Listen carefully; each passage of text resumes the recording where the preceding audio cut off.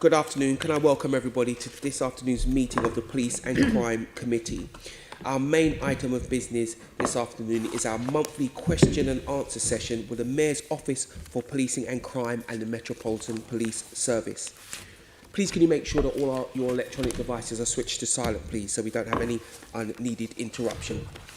Now, can I ask our clerk, Lauren Harvey, if we have any apologies? Thank you, Chairman. Apologies have been received from Assemblymember Desai, Assemblymember Rogers, for whom Assemblymember Best is attending as a substitute, and Assemblymember Duval, for whom Assemblymember McCartney is attending as a substitute. Thank you. Can I ask the committee to note the recommendation set out in item 2 and ask members if they have any other interests to declare? Noted. Can we confirm the minutes of the Police and Crime Committee meeting held on the 7th of July and the 21st of July 2021 to be signed by me as a correct record? Agreed. Can we note the completed, ongoing and closed actions arising from previous meetings of the committee and additional correspondence received? Noted. Can we note the recent actions taken by me as chairman under delegated authority following consultation with deputy chairman and party group leads as outlined in the agenda? Noted. Can we now move on to our main item of business, the question and answer session with the Mayor's Office for Policing and Crime and the Metropolitan Police. I'd like to welcome our two guests this morning, Sophie Linden, Deputy Mayor for Policing and Crime, and Sir Stephen House, Deputy Commissioner of the Metropolitan Police. Thank you both for joining us this afternoon. Before we start our question and answer, can I ask the Deputy Commissioner to make a short statement following the sentencing of Wayne Couzens for the kidnap, rape and murder of Sarah Everard? Thank you, Chair. As members will know, the sentencing for the murder of Sarah Everard is now concluded. I know that the Commissioner is either as we speak or shortly to make a statement herself at the court. All of my thoughts are with Sarah's family and her friends at this difficult time for them. Indeed, like many of us, I suppose, I've thought about them on many, many occasions since the initiation of this horrible situation.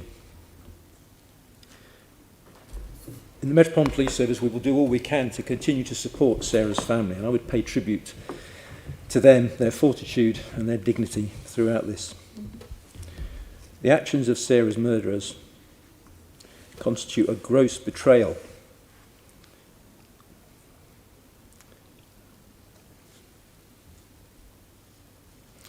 of everything in policing that we believe in, everything that the Met stands for. He carried out the most heinous of crimes and abused the trust placed in him as a police officer by the public of London. I know that all right-thinking Met officers and staff share my shock, shame and anger.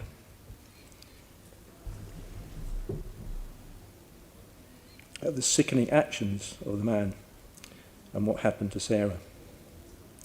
He will now, of course, rightly spend the rest of his life in prison. We recognise that Sarah's murder and the murders of Nicole Smallman, Bibba Henry, and most recently the tragic murder of Sabina Nessa have shone a spotlight on violence against women and girls, and what all of society and the police and the Metropolitan Police Service in particular need to do to tackle perpetrators, protect people more and prevent tragedies like these in the future. We will continue to work to tackle violence against women and girls. We will examine how we currently do that, and we will learn lessons wherever we can to try to improve our service. We will look to protect women and girls in both public and in private spaces, and we will work with our partners and with communities to make London as safe as we can. I know that the case of Sarah's murderer has raised questions for us, such as on recruitment, vetting and other areas, and we are working hard to strengthen our systems, our practices, and to look at our culture and improve it. We know we have to work to rebuild trust and confidence, and we will do all that we can to achieve that. I'm sure that future Police and Crime Committee sessions will want to revisit this. But for now, I'll conclude this short statement by again paying tribute to Sarah's family. Thank you. Thank you. Before I take questions from members, can I ask the Deputy Commissioner also to give us a short update on the police response to the Sabina Nessa murder? Chair, I would willingly tell you more about that. As members will know, someone has been arrested and charged in relation to Sabina Nessa's murder just in the last week. I can tell you that both the Commissioner and I were kept updated on a daily basis in relation to the investigation, but as somebody has now been charged, it really is very difficult for me to speak about the investigation in any meaningful way, and I wouldn't want to do or say anything that would in any way attract any concern or criticism from the criminal justice system as it goes forward. Thank you, Deputy Commissioner. We fully understand the position that you yourself and the police force find themselves in. We are here as a listening ear and would like an update when the time is appropriate. Thank you for your comments. Members, Assembly Member Hall. Thank you.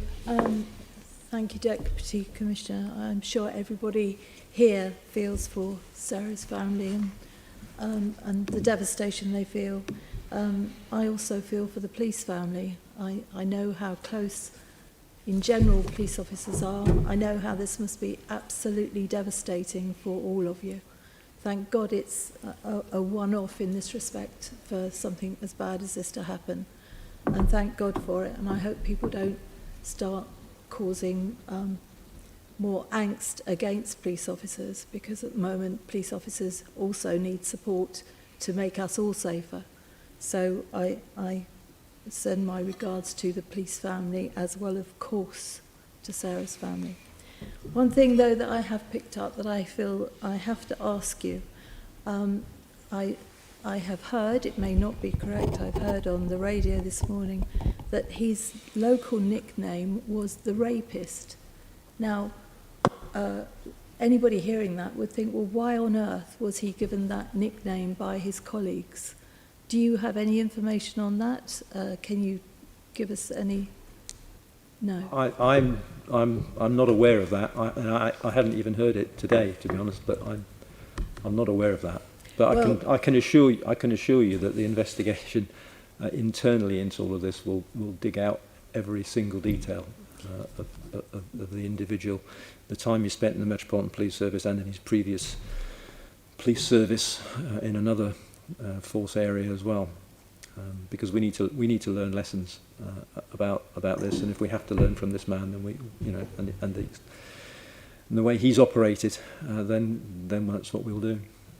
I think we need to, in order to get confidence back into the community. Indeed. For police officers, which 99.9% of them need our support, and we need to make sure we deal with anybody that might be of this ilk. Thank you, Chair. Assembly Member Russell, excuse me. Thank you, Chair. No sentence is ever going to repair the terrible harm that was done to Sarah Everard, and my thoughts are with her family and her friends, as everyone else has said. But I think what's absolutely chilling is that Sarah trusted a police officer who then abused that trust absolutely. And Assemblymember Hall just raised a nickname that this man was called by. There were also concerns about him having been caught flashing a few days before he murdered Sarah Everard. And that begs the question, how is it right that a police officer who has been caught flashing a few days earlier was still able to carry a warrant card that enabled him to deceive Sarah and to kidnap her and then to go on and murder her? So I hope, and I also completely endorse the point that Assemblymember Hall was making about how devastating this must be for the police. But I think for the police, we have to know that you are going to really look at, how those two things were able to be, and that he still had access to the powers of the police, which he then went on to abuse. So, you know, we have women all over London feeling, you know, do we run? Do we run from the police? We have to rebuild that trust, and I think that comes down to getting to the bottom of that question as to how someone who was reported to have been flashing was then still carrying a warrant card at the time that Sarah was murdered. So I don't know what your processes are for this investigation, but I really hope that you are looking into that. If I can address that, Chair, I think there's in your use of language, I wouldn't want anyone to be misled. So he wasn't caught flashing or indecent exposure. We had a report that a man had indecently exposed himself a few days before the crime took place. The murder took place. He wasn't identified at that time as a police officer. Okay.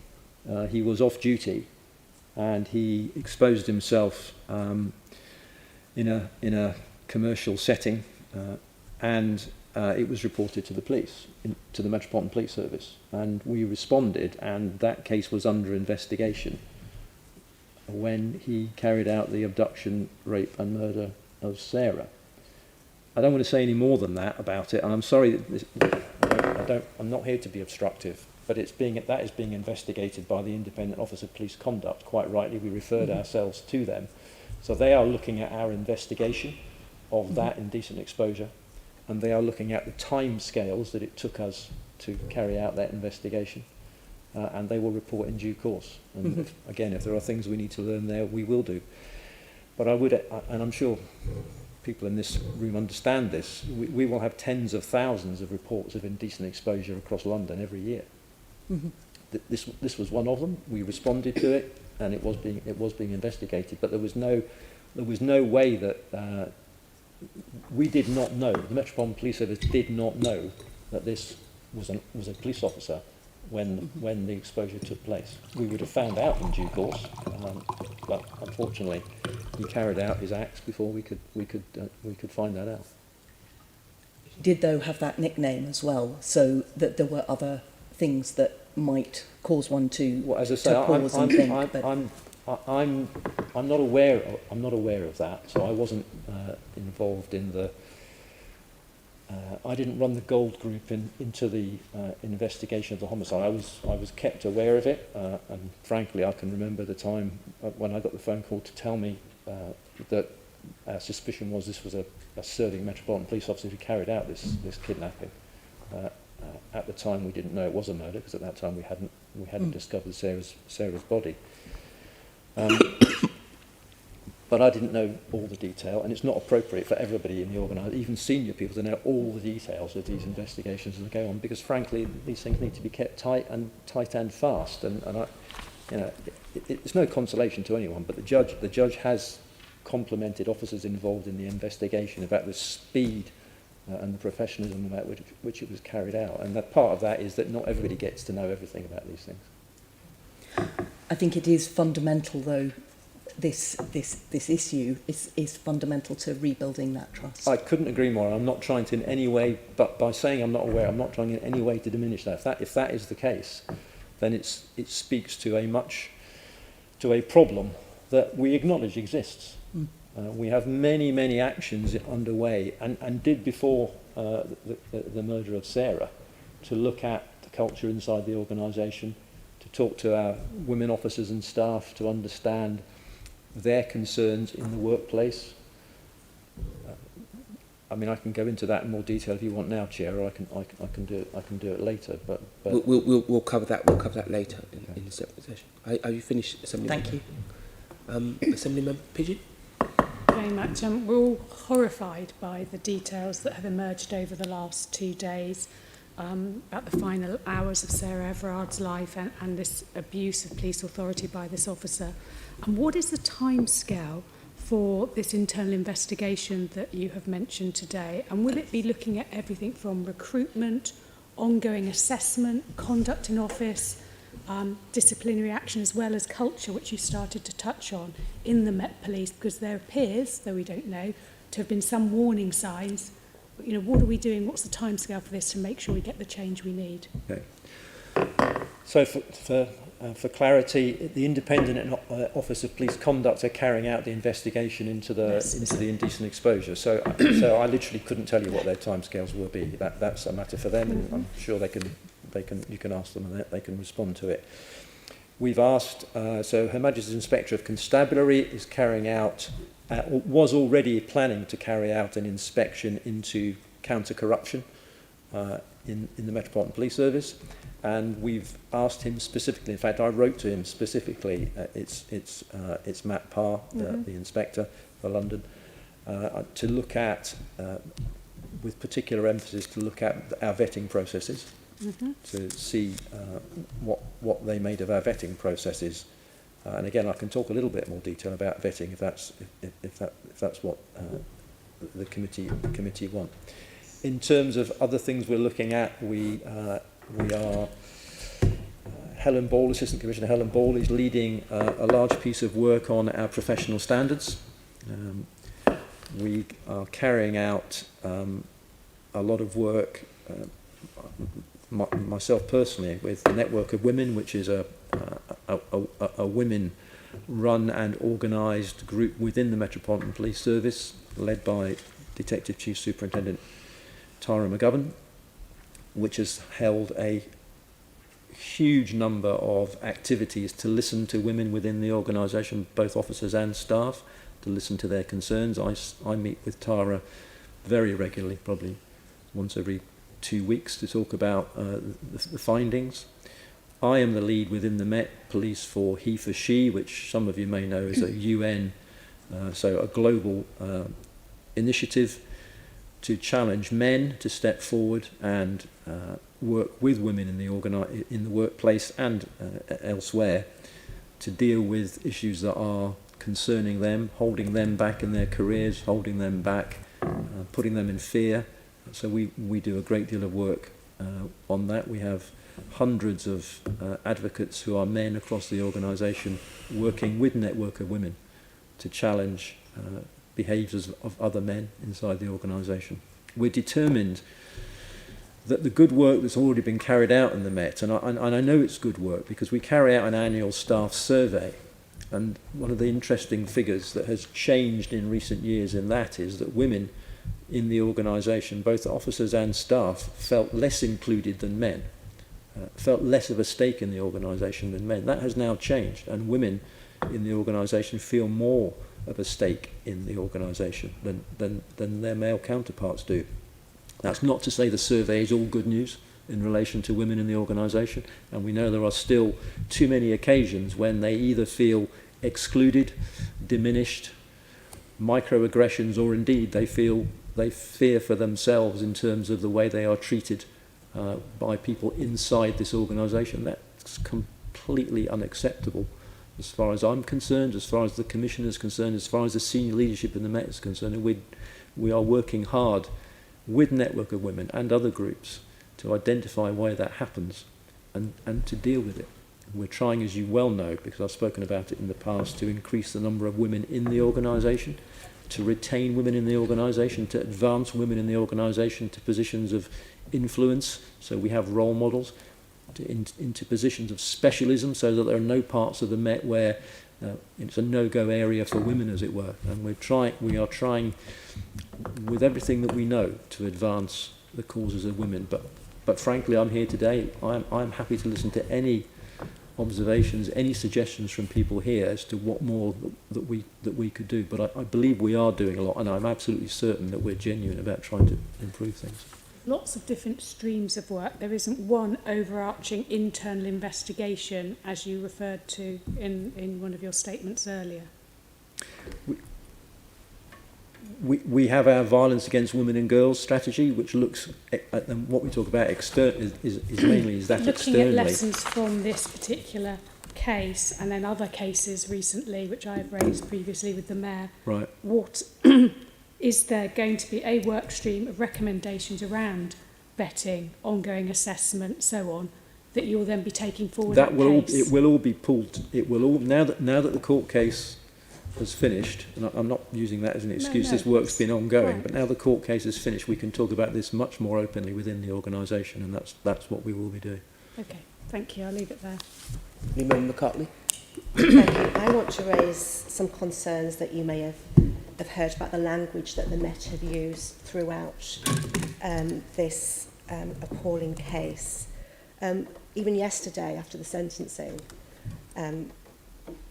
Met officer said, referred to the perpetrator as an ex-police officer. There's been phrases such as, he's not one of us. Well, in actual fact, he was a serving police officer. Can you understand the concern that there is from women's groups and women in general, that whilst it might be understandable, you want to put some distance between yourself and the perpetrator, in fact, it seems that you may be trying to evade accountability by doing that at the same time? I think that's a really good and interesting point. We should own this. I hope my statement's made it clear we do own this. Technically, he is an ex-officer. He wasn't, you know, he was at the time of the homicide. Quite obviously, he was one of us, and we need to look at ourselves very, very carefully to understand how was he allowed to be one of us, and what does it say about us as an organisation that he was. But I do have to say also that I do think it's understandable for an awful lot of officers who don't have the luxury that I do of thinking about these things as deeply, who just get on with their operational job, to think, well, that's not how I behave, he's not one of us. I do think that's an understandable thing for officers to do, but it's not the Commissioner's position, it's not my position, and organisationally, we own this, we own this guilt. Okay, thank you. Can I also ask that, I think the phrase lessons learnt is not exactly a confidence-inspiring. We've heard that from the Met and other organisations, you know, we will learn the lessons.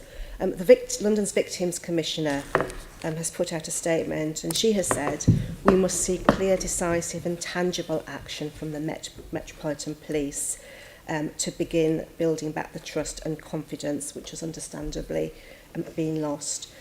Will we actually see that clear, decisive and tangible action? And do you actually think the organisation is capable of delivering it? Yes, I do. You will see it, and yes, I do believe we are capable of delivering it. One of the things that we are going to do, and again, I may be jumping the gun on the Commissioner's statement, and I don't know the timings of it.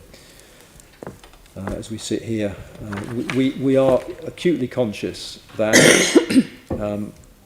part of the issue here, only part of the issue, was that this officer was operating in plain clothes, and we are conscious that when the public sees someone in plain clothes and they purport to be a police officer, it's not the same as seeing a uniformed officer. So I would suggest that if a member of the public sees two people walking down the road in Metropolitan Police uniform, there's two of them together, the chances are these are Metropolitan Police officers. I mean, that's, I think, fairly self-evident. The difficulties come when they see somebody in plain clothes on their own identifying themselves as a police officer, and that's clearly what has happened in Sarah's situation. So what we will be doing in future is saying that we will not operate plainclothes officers on their own. And if we do use them, they will be in pairs. I have to say, because we live in the real world, that there will be occasions when that's not possible, because they may have started their operation in a pair, but they may have been split up. And a simple issue, that if they're following somebody and the person goes off in a different direction, or following two people and they go off in different directions, and the officers may split and they may be then on their own. But in general, we will in future deploy plainclothes officers in pairs. The other caveat I have to raise, and I'm sorry if this appears technical, but I do think it's important, is on many, many occasions, thousands of occasions in a year, off-duty police officers, who are obviously, because they're off-duty, they are in civilian clothing, will put themselves on duty to carry out that duty. So, for example, if they're travelling into work or travelling home in plain clothes, and somebody starts acting up on the tube or the train, officers are expected to intervene, and they will put themselves on duty. They will be on their own. So I cannot give a guarantee that a plainclothes officer will always be one of two, i.e. in a pair. But our policy going forward is that they will be deployed in pairs. I would go further than that, though, also, and say that if there are situations where anyone, but we're talking here often about women who are in fear of this situation, are faced with one plainclothes officer who identifies himself, or indeed herself, as a plainclothes officer, a police officer, and the member of public has a genuine concern about this, then we fully understand, and my officers understand this, that we have got to go further to prove identity. That it is entirely natural that people will use this situation as an indicator of worry. They will be worried about it, and we understand that. So the onus is on the police officer to prove identity. The warrant card was the identity, you see. Yes, so if you let me finish, I'm just going to go beyond that. So producing a warrant card, and we are actually updating our warrant cards as we speak to make them less easy to counterfeit, which some people do. This obviously was not a counterfeit. This was a real warrant card. This was a real police officer. So producing a warrant card and saying I'm a Metropolitan police officer may not be enough in certain circumstances, in which case we are instructing our officers, and the policy going forward will be that they must facilitate a greater trust. Now, if that is, if necessary, by allowing phone calls to be made to our control room, so that the officer can show the warrant card, and the person in the control room can say, yeah, Steve House is a police officer, and his warrant number, which will be on the warrant card, is as follows. That should be enough to confirm identity, we believe. We know we have to go further to achieve trust and to prove identity for plainclothes officers, and we are prepared and indeed willing to do that, keen to do it. Okay. It's been raised already, and you raised it, in fact, about changing the culture. Do you think the Met can truly be a zero-tolerance organisation with regard to misogyny?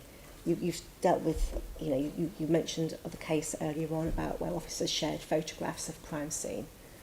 There's a broad range of misogyny, and are you certain that culture change can be there, and will the Met be a zero tolerance place? So I'm of course there is misogyny in the Metropolitan Police Service, as there is in society, in every walk of society.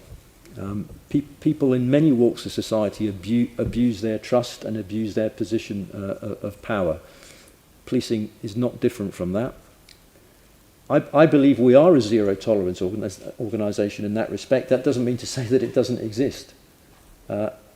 What I am keen to do, and I'll be candid, with the feedback that we get from women in the network of women, is that sometimes they feel that the penalties taken against colleagues who have transgressed are not severe enough, and that is one of the things that we will be looking at to see if we can change that. But I am 100% confident of the determination that I have, and that the Commissioner has, and other senior leaders in the organisation, and other officers who I speak to. So, as I say, I lead for he, for she. We have a network of officers and staff, men of all ranks and grades in the organisation, who every day go out of their way to challenge inappropriate behaviour, to give support to women colleagues. There is a huge fund of positivity and goodwill in the organisation to do that, which far outweighs the cancerous approach of some people in the organisation, which I admit we have. Thank you, Chair. This phone is determined to make a noise. Excuse me, Assembly Member Mopac. Thank you. Shall I wait till you think? Okay, cool, sorted it.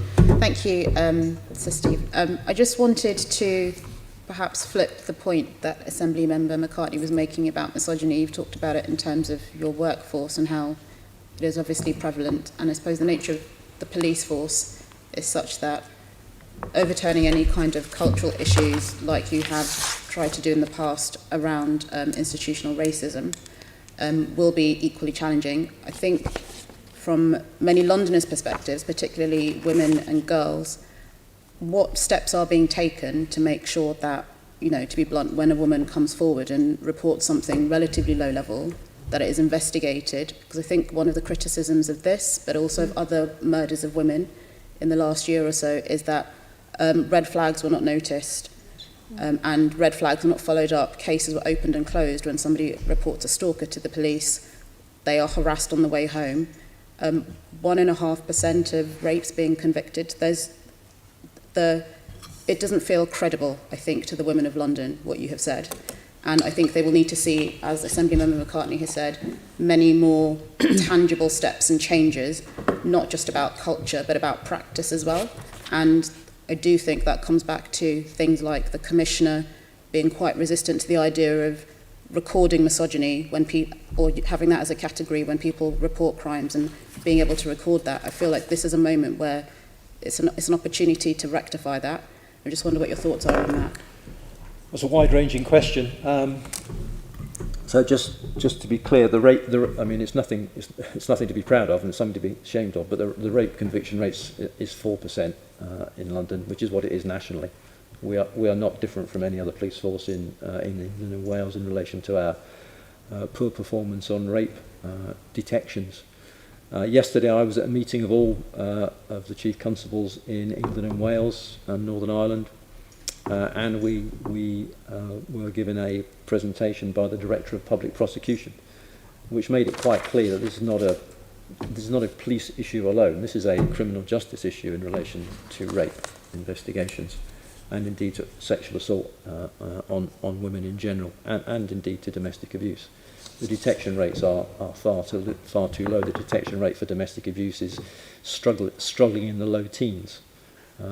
Not many years ago it was 30%, which frankly, for a crime, domestic abuse, where we know who the offender is and we often know where they live if it's in the same in that sort of a relationship, then 30% itself is low. But there are reasons. Some of those reasons are to do with the criminal justice system.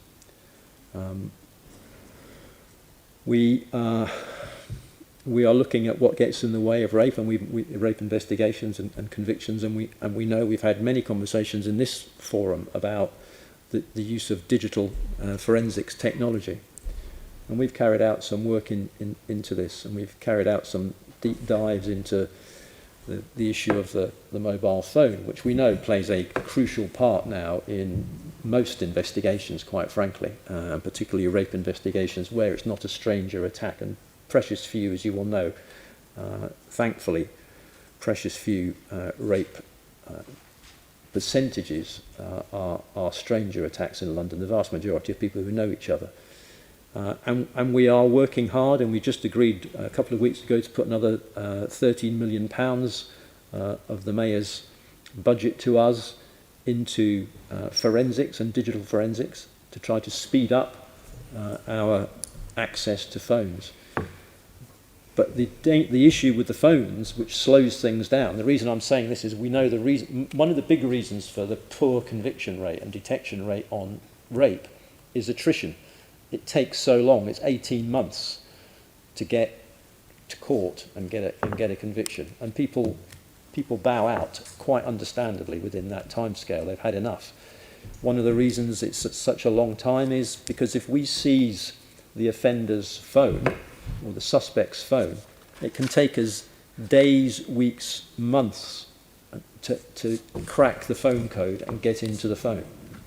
Now there is and I know the Deputy Mayor knows this because she's seen it recently, there is a mythology that we seize victims' phones and we keep them for days, weeks and months. That's simply not true. The vast majority of victims' phones are returned to them within 24 hours or 48 hours. If I could just follow up a little bit on that. So in the low conviction rates, there's obviously kind of understandably a discussion about what's right for the victim, and there is not enough justice for those victims. But I think particularly in light of this case, those people, those men who become perpetrators of extreme sexual or fatal violence, I think it brings us back to the point that the police, what more could the police be doing to make sure that you are taking seriously those low-level concerns and reporting that women will make to you in the first place? It's difficult to believe that, well, it will come out in your report, but it's difficult to believe that this just came out of the blue for the person who was the perpetrator, and it was a stranger murder, but there will have been other things that have happened over a period of time. Some of those may or may not have been reported. Systemically, what are you doing to capture that information and build a picture so that we don't get to the point where people are being murdered, or we don't get to a point where when somebody is found murdered, that we don't have officers thinking it's okay to take photos above their dead bodies. It's more a focus on the perpetrators of the male violence towards those victims, as well as the justice that those people and their families seek. Okay, fine. Well, thank you for the clarification. So we've established predatory offender units across London, and in the last 11 months, they've arrested 2,100 suspects. Over 60% of those were related to domestic abuse cases.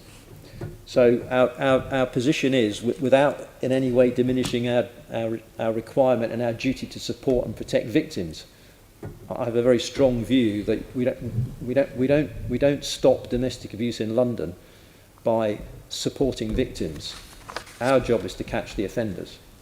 We are determined to drive up the detection rate for domestic abuse and for rape, and Nick Fgrave, the Assistant Commissioner, who reports to me on these issues, has got plans in place to do just that. We work with the CPS, we're working with academics in relation to our rape investigations under a national programme called Bluestone or Soteria, depending on which one you look at, to work with academics to understand what goes wrong in rape investigations and how we can improve our detection and conviction rate within those. We're working closely, and the CPS are involved in those pilots as well, to understand how we can work better together to get justice quicker, so that we can get the perpetrator, frankly, behind bars for rape and sexual assault. In relation to domestic abuse, we're also working on, in certain parts of London, on new ways of investigating domestic abuse, making sure that our assets are correct. Very frequently, our officers, when they attend the domestic abuse and it's ongoing, they make the arrests. That's not the problem. The problem is if the person is no longer there, or if it's a stalking offence, then the follow-up is not as good as it needs to be. Okay. And we are determined that we will improve that as well. There's an awful lot of work going on in this area to try to improve our detection rate, to catch more people who are carrying this out, so that it doesn't appear to be a remote possibility that they'll end up behind bars for this. Actually, it's a real threat, and we need to be that threat to protect the women who are victims. May I have a final question? Very quick question. Final. I'd really like to move on because we still need to bring in your friend, Assemblymember Ahmed. Thank you, Chair. Deputy Commissioner, I can see, and I think everybody in this chamber can see, that you are deeply affected by the fact that Cousins was one of your own, and I think that officers in the Met have been deeply affected by this, and that there is no doubt about that. I also know that you have you have referred yourselves to be investigated around what has happened in this case. However, I would like absolute clarification on an issue that we touched on before, and it is about the question of indecent exposure. And I'd like a yes or no answer to this, please. Did the Met know that Cousins had been accused of indecent exposure before he abducted and murdered Sarah Everard? In relation to, I can't give you a yes or no. I'm sorry, I'm genuinely not trying to avoid this. In relation to the incident that took place a few days beforehand, we, as far as I know, we were not aware he was a police officer. We hadn't pursued the investigation far enough to know who he was. That only came out afterwards. In relation to allegations against Cousins in another force area before he joined the Metropolitan Police Service, that's being investigated as well by the Independent Office of Police Conduct. And part of what they're looking at is should we have known about that at the time? Thank you very much. It's not an easy one. I'm conscious, and I don't want to be. No. I'm not I trying to avoid literally it. just It's not wanted easy. to know if that knowledge had existed within that this was a serving officer who had been accused of indecent exposure, and I think you've given the answer to that. Thank you very much. It's understood that Cousins was tens of thousands of pounds in debt at the time he abducted and murdered Sarah. Should this have been picked up through vetting? And what processes are there in place to prevent officers from carrying out their duties when they are, and I'm sure you'll admit, in such a corruptible position? Sorry, in such a Corruptible position. corruptible, right? Okay. So in terms of our vetting, as I say, we've asked the HMI to look specifically at vetting as part of their inspection. We've got a vetting transformation programme which we've been working on for the last 2 years, which means that now, as we speak, the Met actually does more vetting. We go further in vetting than other police forces do, by which I mean that we require a national security counter-terrorism check to be carried out on all of our officers as well, and not every force does that, and that's due to the specific nature of working in London. Since January 21, we also carry out vetting of social media for all applicants, using detailed guidance and working alongside national policy and good practice. Part of the element of vetting will be looking at a financial picture. I don't have the detailed knowledge. We can write to you about it. I don't know if for a transferee officer, which Cousins was, coming to us from another force, whether or not we carry out the financial checks. I just don't know the answer to that. You're correct, he was in debt. That does make somebody corruptible, and that is something that we do look at regularly, and we look at for new recruits and people, particularly for people going into specialist areas within the police service, because it does cause such a threat. I think one of the things I have to say about vetting is, though, that you can sort of compare it to a vehicle MOT test, or indeed a health test. You're okay on the day it was carried out, but the following day something can change, something can go wrong. And therefore, one of the things that the HMI, I've no doubt, will be looking at is how often do we re-vet people? And we do re-vet. We don't just join and then you're in for 35 years and we don't re-vet. We re-vet. But do we do that frequently enough? Do we do it in enough depth? I think one of the other things I would say, though, is the social media. People have referred to it already today in relation to a number of instances recently where we've seen social media content between officers which is completely unacceptable, and again is being investigated by the Independent Office of Police Conduct. That's not open media, that's closed media. It's closed groups, it's WhatsApp. We cannot penetrate WhatsApp. Those of you who use it know its hash line is encrypted end to end. We cannot break into that, and we don't have, it may be possible, but we certainly don't have the proportionate powers to do that. Just on spec. It wouldn't be appropriate to do that for normal vetting. We would have to have some suspicion before we try to do that, and WhatsApp is very difficult to break into, I believe. Thank you. And Chair, my final question. My colleague, Assembly Member Moema, has touched on the issue of misogyny, and very specifically around the police force.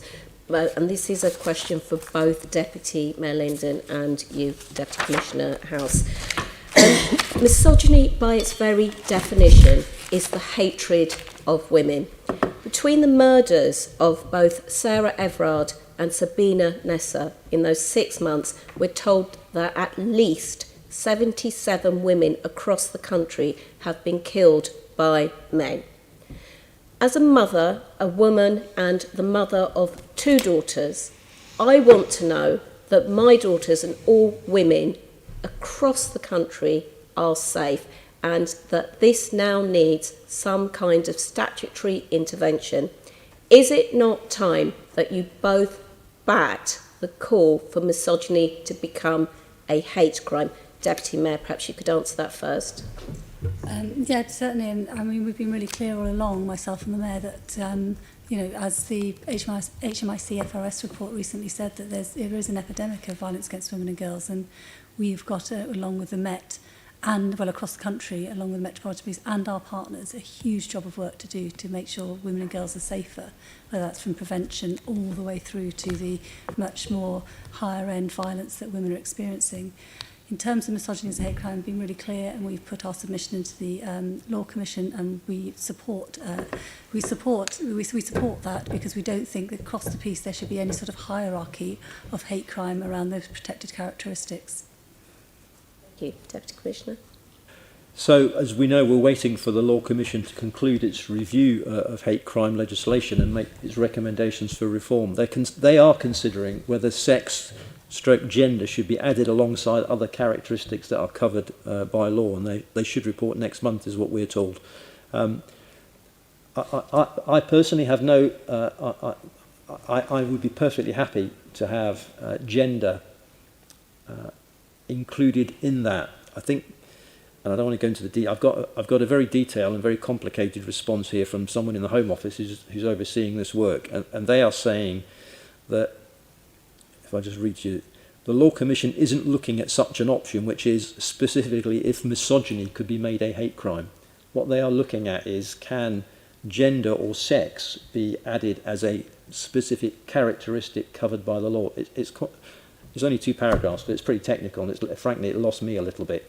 But in terms of hate crime, gender-based, I'm content with gender-based hate crime being a hate crime. I think misogyny as a crime itself is not possible, I think, is what this guidance is saying.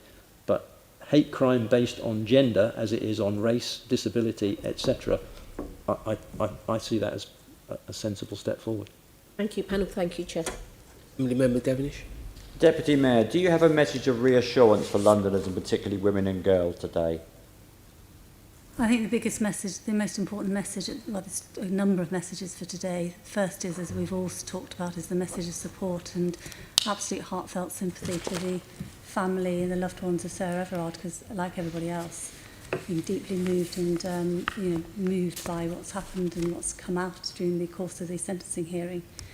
In terms of to all women and girls, not just in London but across the country, I think the message is we understand and we can hear why many women and girls feel that they are not safe enough. Not just hear it and understand their voices, but we can see it in the statistics, we can see it in the Crime Survey of England and Wales.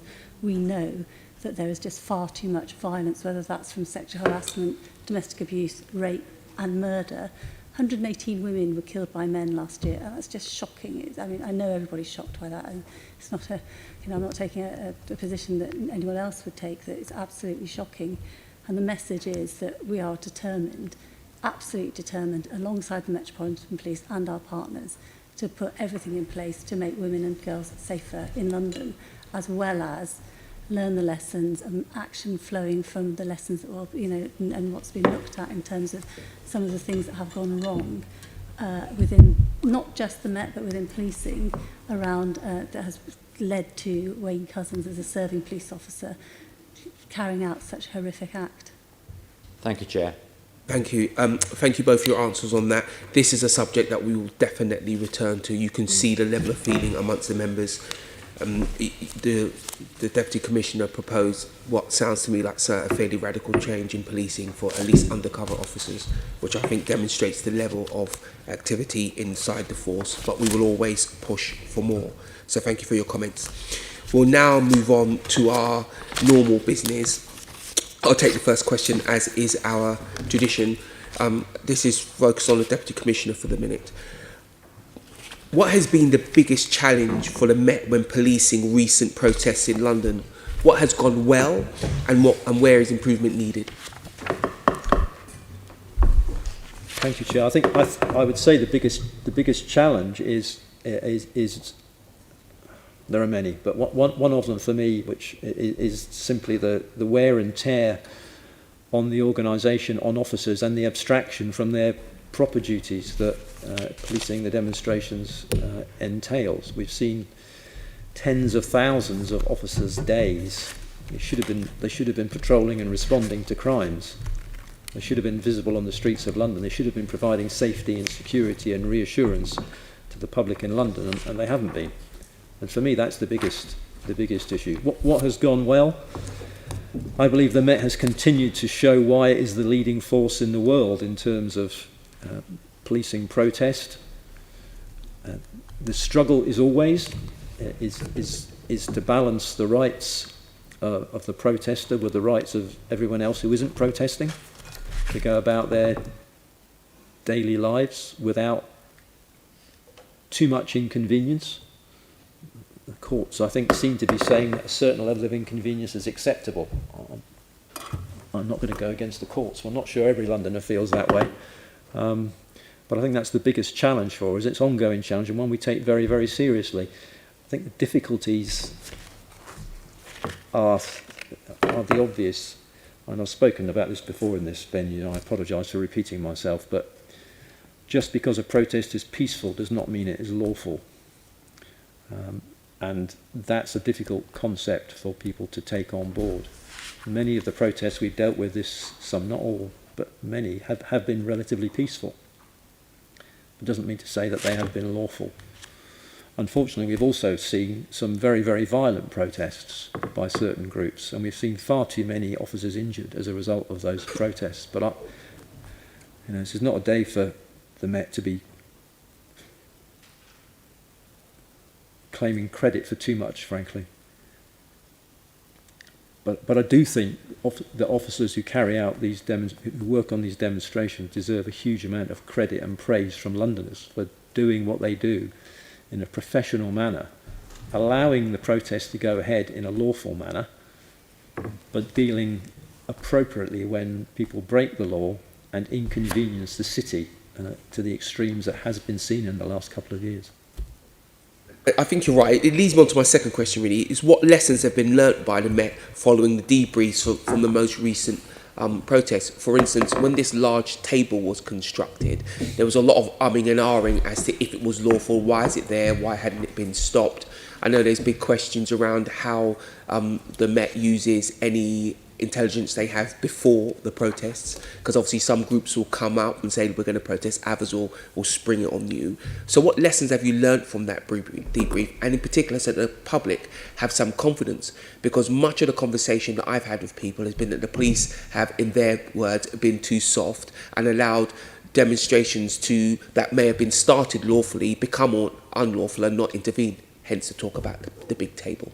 Sure. So again, I go back to my point. The difficulty for us is to try and hit the middle ground of allowing lawful protests to go ahead, which may cause some inconvenience for a certain period of time, not defined by anyone, to the general public, without letting the city grind to a halt and frankly damage the economy of the city and the livelihood of the people that are trying to live in the city, and also inconvenience people through bus routes being changed, late for appointments, late for medical appointments, etc., etc. Lessons learned. I think, candidly, we have become fleeter of foot in dealing with some of the protests. But again, I'm not going to sit here and criticise my officers too strongly. See, we've been getting positive from a lot of people, not everyone, around how we dealt with the most recent Extinction Rebellion 4 protests, in that we were seen to be taking action very, very quickly. But the point I would make about that is the most recent Extinction Rebellion protest, we were dealing with people in their hundreds. Very rarely did the number get above 1,000. In the first couple of protests, we were dealing with many, many thousands of people. And the simple fact was we couldn't move so quickly against these people. Talked before about the floppiness of many of the demonstrators. Well, there were hundreds of these people on the bridges. Picking them up and moving them took hours. And then we had the glues and the lockings on that we've seen. And that was dealt with more quickly this time, purely because there were smaller numbers. And people will have seen the tactics was we surrounded the group to stop more people joining, and we dealt quickly with the structures. The table that was set up was taken down much quicker. If you compare that with the pink boat from a few Extinction Rebellion demos ago, it was much more quickly taken down. And as those 2 weeks of demos went on most recently, we saw faster and faster action by officers to limit the disruption and open up the roads as quickly as possible. I agree the actions was faster. Can I make a plea, though, that we find a different word rather than disruptive? You know, people say inconvenience. The effect these things have go far beyond inconvenience, and I think that would be part of reflecting the public's feeling about this, that it's more than inconvenient. My last and very small question is, the Kent police were very successful, moved very quickly in removing some of the people who were sitting on the M25. Yeah. And the pushback I've received from certain people is that the Metropolitan Police didn't seem to move as quickly. In your estimation, is that correct? No, it's simply not true. Okay. We were talking about minutes before we moved our people, but you can't move someone if they've glued their hand to the road surface. And if that's happened on a few occasions, then you have to use debonding agents to get them off, and that takes a little bit longer to do. And sometimes the people, not every officer carries debonding agents, because you need to know which agent to use in which circumstance.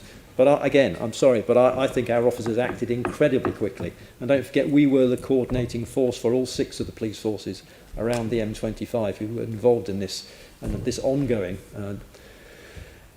demonstration by Insulate Britain. No, I think our officers acted incredibly quickly and moved people. I worry that, if I'm frank, I worry that we are under pressure to do it so quickly that officers are putting their lives at risk. The most recent one I saw officers running between articulated lorries that were moving on the main carriageway of the M25. We cannot be doing that. We cannot put people's lives at risk. My officers' lives at risk, and indeed the demonstrators' lives at risk. We have to look after that first. But we have been very quick in moving these people and arresting them. And hundreds now have been arrested in the last couple of weeks. And the numbers are quite small as well. I agree with you. I wish the demonstrators were a bit more aware of the lives they're putting at risk. Assembly Member Russell. Thank you, Chair. And yes, I'd like to just pick up on the these M25 protests, because I think they're it would be interesting to explore the difference between those and the protests that were happening in central London, organised by XR.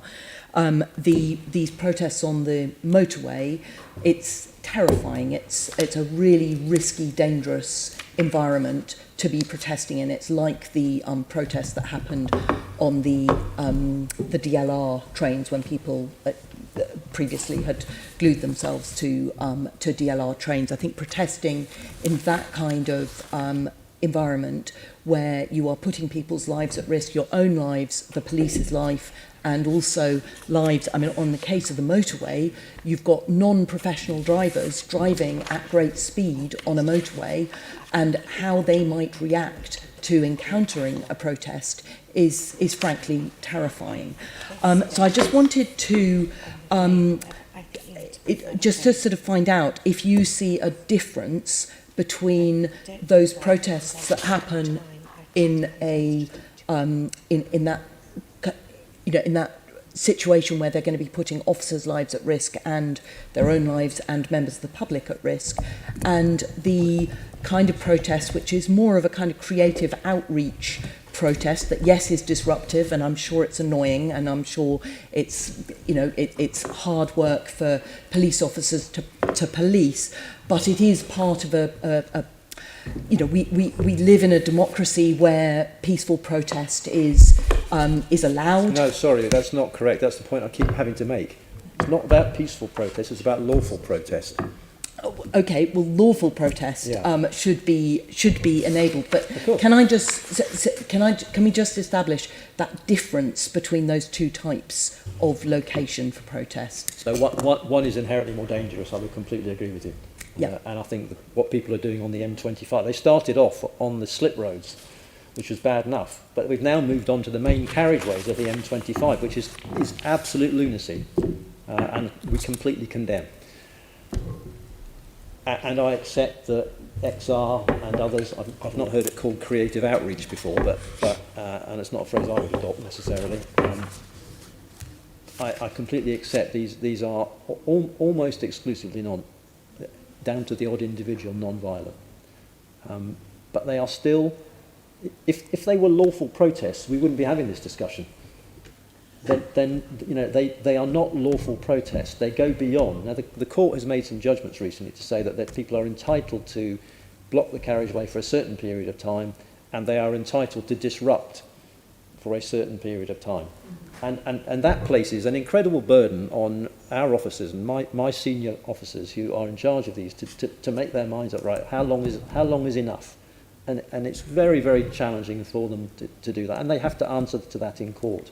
But if it's lawful, if it's a lawful protest, they're not breaking any laws, then we will simply not get involved. We will deal with, and we have dealt with, when it's unlawful. That's not the same, and I know you're not suggesting, that's not the same as peaceful and violent. It's what we are concerned about is it lawful or is it unlawful? Mm-hmm. So, just again going back to the pink table, is your phone okay? Sorry, my phone is very upset by how much we've overrun. Excuse me. Okay, but perhaps it could be turned off. Apparently it can't. You keep going.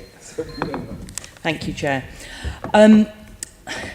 Just going back to the pink table, I was there in Charing Cross Road observing on that day when those Extinction Rebellion protests started.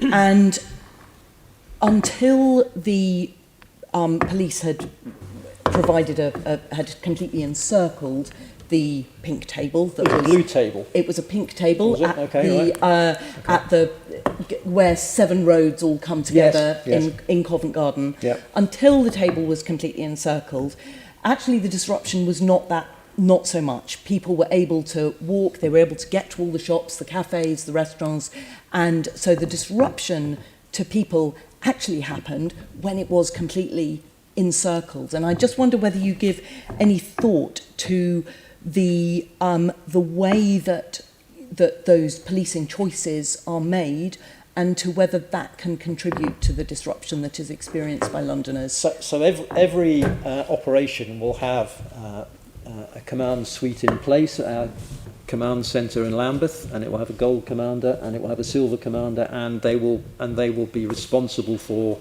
assessing what's happening and what our proportionate response should be.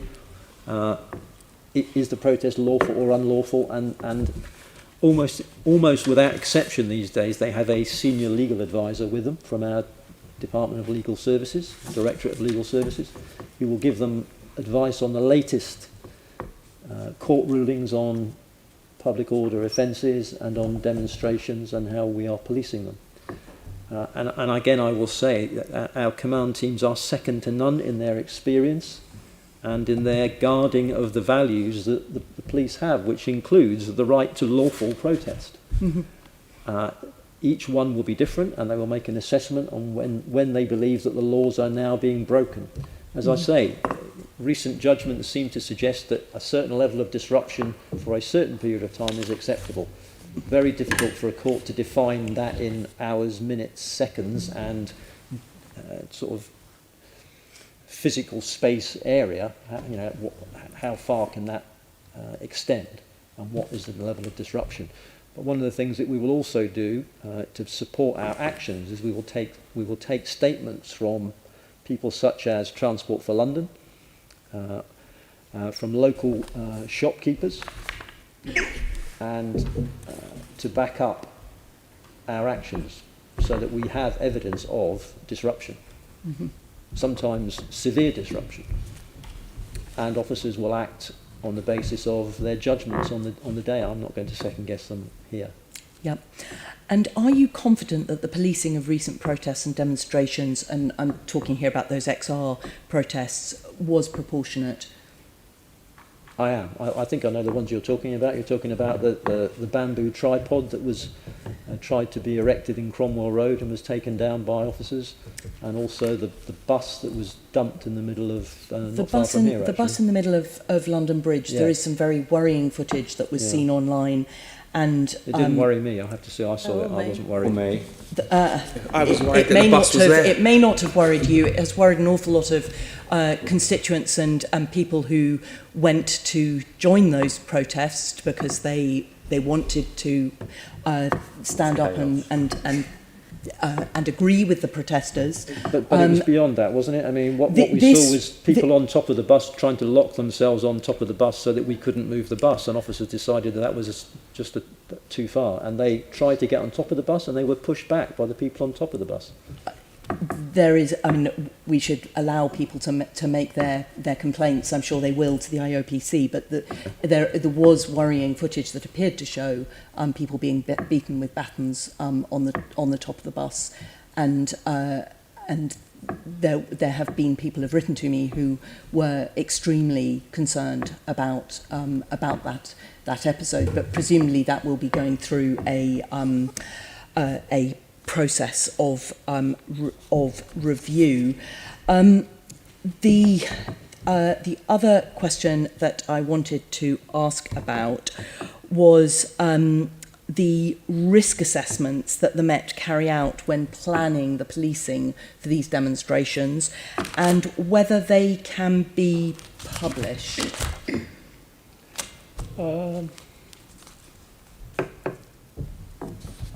That's a very good question, and I don't know the answer, but I can find out and if you come could back find to you. out and come back to me. I'd be surprised. I would be surprised if they can't be. But risk assessments. So risk assessments were a requirement under the health protection regulations during COVID. Are those the risk assessments? Because we don't do those anymore, obviously. No, it was more I was thinking about the risk assessments for police action. For instance, let's take that bus on London Bridge. Yeah. The risk assessment for deciding to get up on top of the bus and those. So policing can sometimes be rather dynamic, and I think that you've obviously watched both videos. And the bus is one, the tripod's another. So these were people trying to erect a tripod in the middle of Cromwell Road, and one woman in particular who was the person who was going to climb on top of the tripod and lock herself on the tripod, which would have blocked traffic for hours. Officers saw that happening and took action. They will probably have done a dynamic risk assessment in their own minds, i.e. there's nobody on top of the tripod right now, we can pull that down, which is what they did. I thought they did a pretty good job.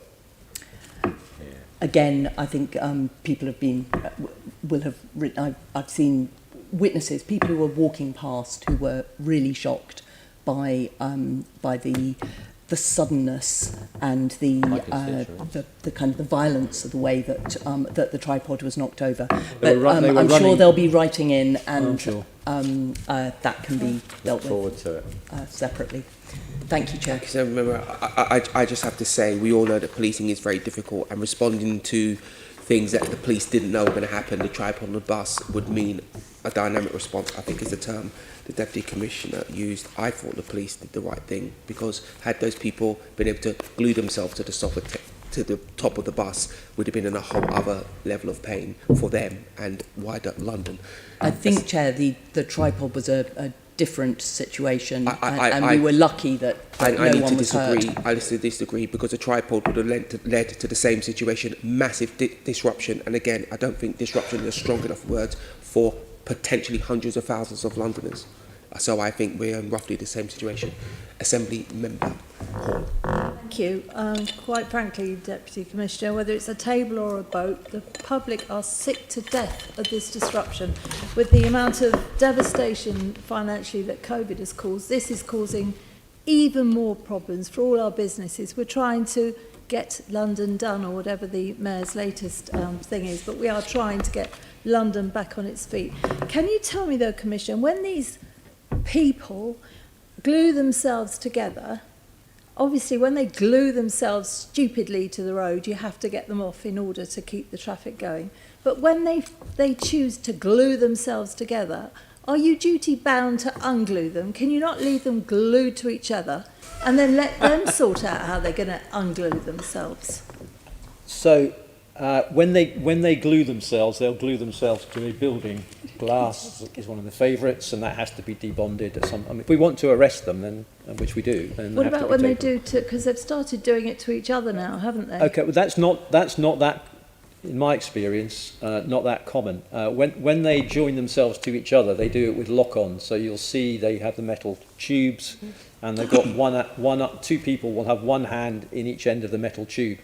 and that will be locked on inside the metal tube to handcuffs usually, and that we have to cut into that, because moving them, they will claim, may not be true, but they will often claim, this is our experience, if you move me, you'll dislocate my shoulder, it's been done this way, etc., etc. So we have to take care not to injure people unnecessarily, because we have a duty of care to them when they are locked on to things. If they glue themselves to each other, I couldn't agree more. If they glue themselves to each other, then we can arrest both of them and take them away. Yeah, attached, because that's But what I've not seen that happen that often, to be honest. Usually they glue themselves to something. Well, if they do it to each other, please let them sort themselves out. I mean, I think everybody needs to start. It's all very well looking at we've all got a right to protest, and nobody says you haven't. But the amount of money this is costing, and the amount, whether it's the money it's costing or whether it's a resource for the police, which quite frankly they should be on our streets, as the Deputy Commissioner has said, creating reassurance, if nothing else, especially after the latest recent events. We need our police officers on the streets doing what they're supposed to be doing, not de-gluing people off the wretched roads. Lots of us are extremely furious about this, and the more robust you can be, Deputy Commissioner, the more you will please the majority of us. Thank you, Chair. Thank you. Assembly Member Moema.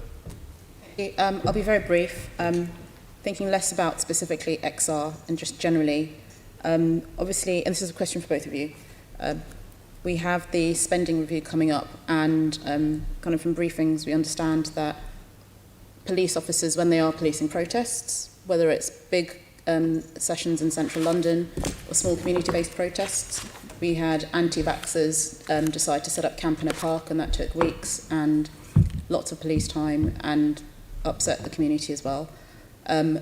But those police that are policing those protests, they are doing that instead of doing something else. And I wonder if what you maybe as the Deputy Mayor, but also as the Deputy Commissioner, have put into the spending review to look at the numbers of police that you need to be doing both things, and how that is being managed operationally, because obviously people do protect the right to protest, but they also don't want to have streets emptied if police are on duty or are taking leave and doing very dangerous things whilst very tired and fatigued. Sorry, Deputy Mayor first. Oh, well, in relation to what we're putting in terms of the spending review, we're really clear that the Met's underfunded, and we want to see the 6,000 officers from the 20,000 growth into the Met. But really importantly, especially in relation to protests, there's the National International Capital Cities grant that the Met is underfunded by £159 million. So there is the question of 6,000 officers, but actually what really needs to happen is that the Met gets what it's due because of the extra burden of policing a capital city, and a lot of that is around protests. Okay.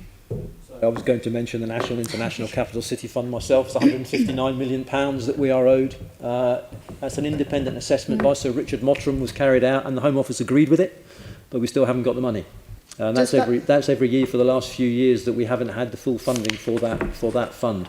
That would help us enormously. What it won't overcome, though, is the fact that our officers are tired, and we are increasingly concerned about the level of rest days and annual leave that they are not being able to take, because we're having to constantly cancel their rest days and their annual leave because of ongoing protests. This year has been, I think, because we've come out of lockdown and people want to demonstrate, and there's an awful lot of angst in society, frankly. People are fractious.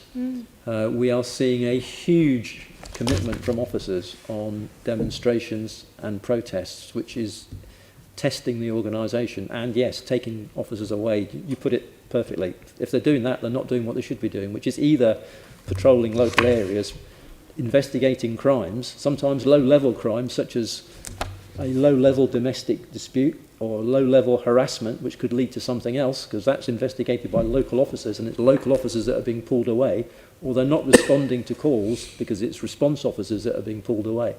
So I think this is something that the Commissioner is growing increasingly concerned about, is the impact it's having. Does that 159 million, does that kind of bring you up to zero, put you on parity with other places across England, other cities? Well, because it's a national, international capital city fund, it's only ourselves and Edinburgh actually get a small amount of money for being a capital city of a devolved administration. But the main bulk of it comes to London because of the global nature of the city, because of a number of issues around public order, serious and organised crime, and a little bit of counter-terrorism activity as well. It's because it's the home of government, the home of Parliament, the home of royalty, etc., etc. It's the cultural centre, it's the financial centre, it's the creative centre for the country. It should attract that extra funding. We don't get it. Thank you. Thank you, Assembly Member. Assembly Member Best? Thanks, Chair, and I'll be really brief, but I wanted to ask quickly, Deputy Mayor, in the recent protest with Extinction Rebellion, we saw them taking joy in ridiculing the Met Police with a video from the official Extinction Rebellion account and another video calling the Met backup dancers. I was looking closely for a message from the Mayor's office at that point condemning that attitude to the police, which wasn't there. Do you think that you've done enough to support the police in their actions during these protests? Yes, I do. I have to admit, I'm not aware, I haven't seen that video, so it wasn't brought to my attention at all. But yeah, absolutely. We've been absolutely clear that whilst climate change, and the Mayor's really clear that climate change, is declared a climate emergency, that it's an incredibly important issue, that he has also, and we've also been very clear, that the tactics of the protesters could be actually counterproductive in terms of the disruption and turning people off, what is an incredibly important issue. So yes, we've done a lot to support the police and to make sure that the message is out that we don't think it is right to be disrupting and putting at risk, and this is a direct quote from what the Mayor said in relation to the XR protesters this time around, putting at risk the green recovery coming out of COVID, that we are trying to make sure that London develops. Thanks, Deputy Mayor. And I find it quite surprising you haven't seen a viral video mocking the Met on Extinction Rebellion. There's lots of videos out there, aren't there? It was quite an important one at the time. Do you think, on reflection, if you had seen that, it would be wise if there had been a strong message for yourself and the Mayor condemning that? I haven't seen the video, so I don't know. And we are also... If there was a video mocking the police... We're always very clear that we support the police, that they should be treated with respect, and that any protester should be, engaging with the police and working with the police so that the protest is lawful. That is, without exception, we're always very clear about that in relation to any protest that happens in London. I would suggest a stronger message of condemnation of that behaviour in future would be helpful for the Met, though. Thanks, Chair. Assembly Member Best, I agree, because remember the Mayor called XR what did he call them? His friends or his allies? And I think that sent the wrong message, because his allies has disrupted the income of many and many of poor Londoners. It has been absolutely clear during the last XR protest and the protests on the M25. He has been absolutely clear that the disruption and the tactics are not acceptable. They are dangerous, especially the M25 ones are absolutely dangerous. And as we've already heard from the Deputy Commissioner, they put police officers' lives at risk and put their own lives at risk, as well as the motorists, because you just don't know how a motorist is going to react and whether they are going to react quickly enough given the speeds they're going at. I don't accept that the Mayor has not been clear in relation to supporting the police and making sure that the protests, of course it's an important issue. Climate change is, it is the most important political issue at the moment. Moving into the climate change conference for Glasgow, we've been really clear about that. But I don't think it is correct that the Mayor has not been clear that he supports the police in relation to the way that they are policing the protests at the moment. I would use the words of mixed messaging. We can agree with the Mayor that climate change is important, but when you call a group who have massively disrupted the goings-on of Londoners your allies, you can understand why Londoners feel slightly confused as to where he sits. But anyway, Assembly members, we have a choice to make. We either dedicate 25 minutes to each section or move one of the sections into our next question and answer. Can I have an indication which you'd like to do, the former or the latter? 25 minutes per section does feel quite tight to me. It probably makes more sense to move one section to a future meeting. Okay, as agreed before, yes. That section would then be the court backlog. And we'd move it in its entirety into our next question and answer so it can be prosecuted properly. Is that acceptable? Agreed. I think that's preferable to just chop. Okay, no, I'm asking you. That's a plan. Okay, agreed. Thank you very much for that. I appreciate that. Assembly Member Devonish. Very quickly for Deputy Commissioner, do you think there's enough emphasis in terms of post-demonstration in arresting people days, weeks later in terms of their wrongdoings? I do. I think it's a very valid question. We have a public order crime team, which actually we've just recently expanded. And these are the officers who will carry out just what you're talking about, which is if we're not able to make arrests at the time, they will be trawling the CCTV coverage, the body-worn video footage that we take to make sure that we can identify who potential offenders are and to deal with them. Specifically around, what I'm talking here, specifically around violence offences. So some of the more violent protests we've seen, most recently probably people anti-vaxxers. We're still dealing with those protests. So this crime team works very hard to do that, and they use a lot of technology to try and track people down, and they are very successful. I think where maybe we could learn a lesson is we could try to work more closely with the media to get a bit more coverage of it when we do make the arrest, but often because it's 2 or 3 weeks, sometimes even longer after the incident's taken place, the media's moved on, and it's not that easy to get their attention to it. Thank you, Chair. I think that points a light on the larger trouble the Met has in highlighting a lot of the good work you do. Unfortunately, we only talk about it when it goes wrong, but on a day-to-day basis, I actually believe the Met has a very successful police service.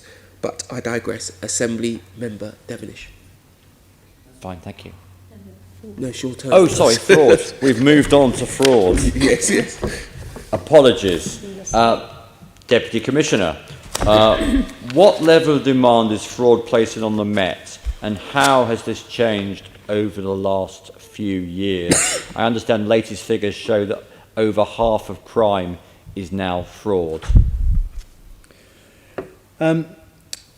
I think you're quite right that it is placing an increasing demand. Actually, the figures I have, and it's come from Police Foundation, estimate that fraud makes up about 31% of all crime in England and Wales, but I have absolutely no doubt that proportion is going up. What's the figure again? Sorry. 31%. We receive, as you might expect, around about 30% of all fraud disseminations from the National Fraud Intelligence Bureau.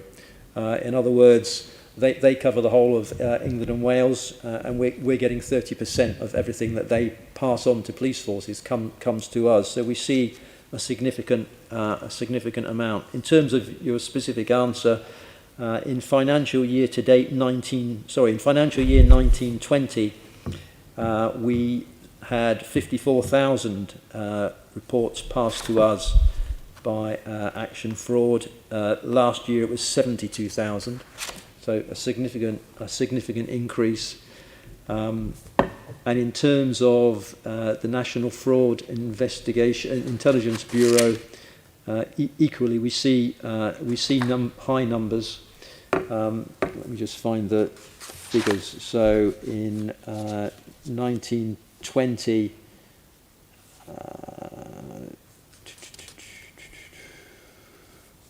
Sorry, I've lost the figure.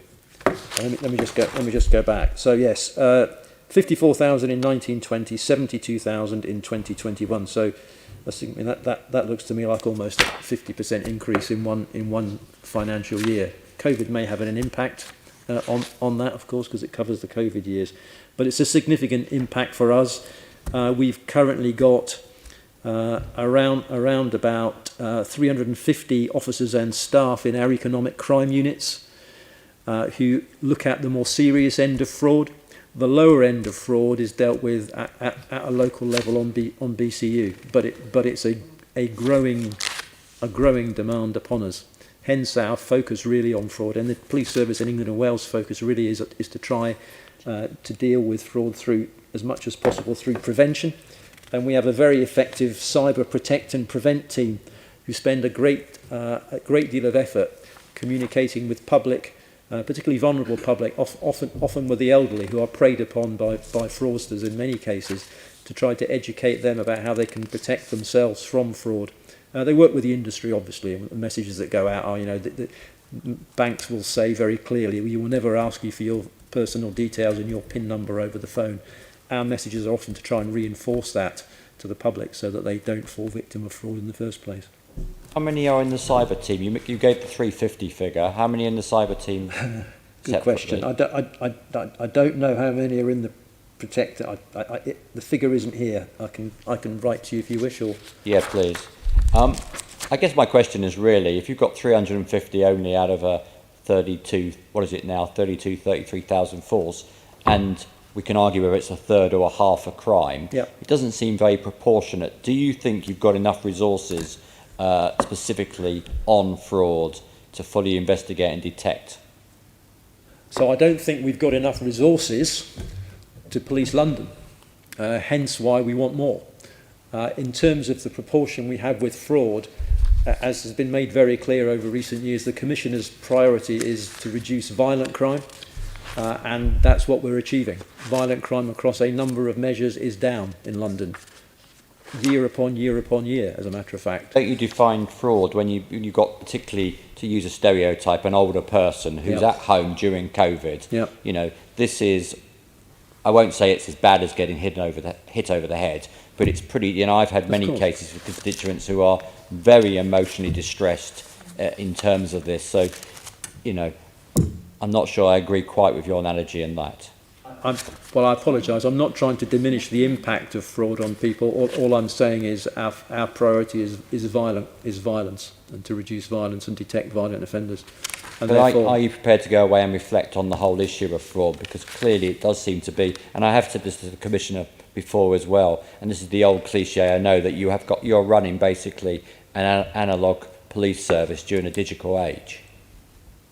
Well, no, I'm not sure I agree with that comment, to be honest with you. As I said earlier, we just put another 13 million pounds of our budget into digital forensics. I think we are increasingly proficient in the digital arena. There is no investigation that officers carry out at any level now that doesn't have some sort of digital element to it. I suppose what I would say is the figures I have, and I hope they make sense to people, is that fraud is costing the UK £190 billion a year. It's a huge threat to the country and is being treated very seriously, I think, by the government as well. But when we put it up against gun crime, violence against women and girls, all the things we've been talking about here today, homicide figures, etc., our priority is to reduce violence in London first. I'm not diminishing the impact fraud has on people, but violence has a worse impact in general. Did you see the front page of the Times this week, the bank hotline story? The bank themselves are setting up a hotline because they think the police aren't dealing with this. Well, if I may say so, we work very closely with the private sector on these things as well. But the bank should be setting up hotlines. You know, they have a duty to protect the public as well. These are their customers who are being defrauded, so they need to do as much as they possibly can to work with us, and indeed to prevent the fraud in the first place. That's why I say prevent is the most important aspect of this, and the private sector should do as much as it possibly can. And to the Deputy Mayor, how will the Mayor's new police and crime plan address the threat of fraud, improve detection, I think that's the emphasis on detection, and disruption of fraud, and support the victims? So there's two things in relation to policing. I mean, we're going to come out to consultation quite soon, in a formal consultation on the police and crime plan, but of course fraud is going to be in that, of course it is. And in relation to victims, we fund the London Victims and Witness Service, which provides a service to the victims of fraud. They will get in. It's an opt-out service, so every victim of fraud will get contacted. I think they get contacted within a week at the moment from the London Victims and Witness Service. And they will, they will be offered support. Whether they take the support is another thing. And of course, there's a lot of. I think it's, Steve, Deputy Commissioner, has outlined some of the work that the Metropolitan Police are doing. In preparing for this committee meeting, I looked at some of the figures in relation to the prevention activity that took place during COVID, and the Met's unit have put together a little book of scams to give people, preventative advice. That was put out to thousands of people, vulnerable people, to give them advice around prevention. That type of work will continue. Can I just sort of just answer a little bit your question around capacity and the prioritisation of fraud within the Metropolitan Police? So Craig Mackey did a review of action fraud and looking at, policing's, because obviously the City of London lead on fraud nationally and, take the reports. There's two really important things that Craig Mackey said in his report. One was that there's a problem with the operability of the technology within Action Fraud. But the second thing was that rising demand, when there was rising demand and a huge difficulty with not enough resources to meet the demand. So the Metropolitan Police are putting resources in. This is a national problem around national responses to fraud. Which is what is necessary to really tackle fraud, because some of this, fraud is taking place, and we've got victims of fraud in London, but the perpetrators of that fraud are very rarely probably in London. Actually, it's a national, international problem. Thank you, Chair. I'll leave it there. Thank you. Can I just ask a few questions? What, for instance, Commissioner, how many officers would you say are looking at hate crime or something of that nature? Because you've said there's 350 officers looking at fraud. Yeah. I just want to get some kind of comparator here. Far more are looking at hate crime. This is one of the difficulties. When I say we've got 350 officers and staff looking at fraud, fraud is also investigated. So that's a specialist unit that works within our specialist crime, our 4 specialist crime hubs in North, East, West and South London.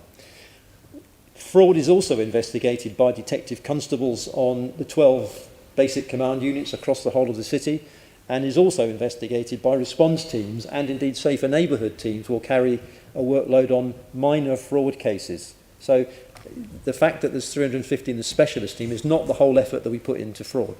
I accept that, It's but far wider. And the same would apply, Chair, to get to it later, the same would apply to hate crime.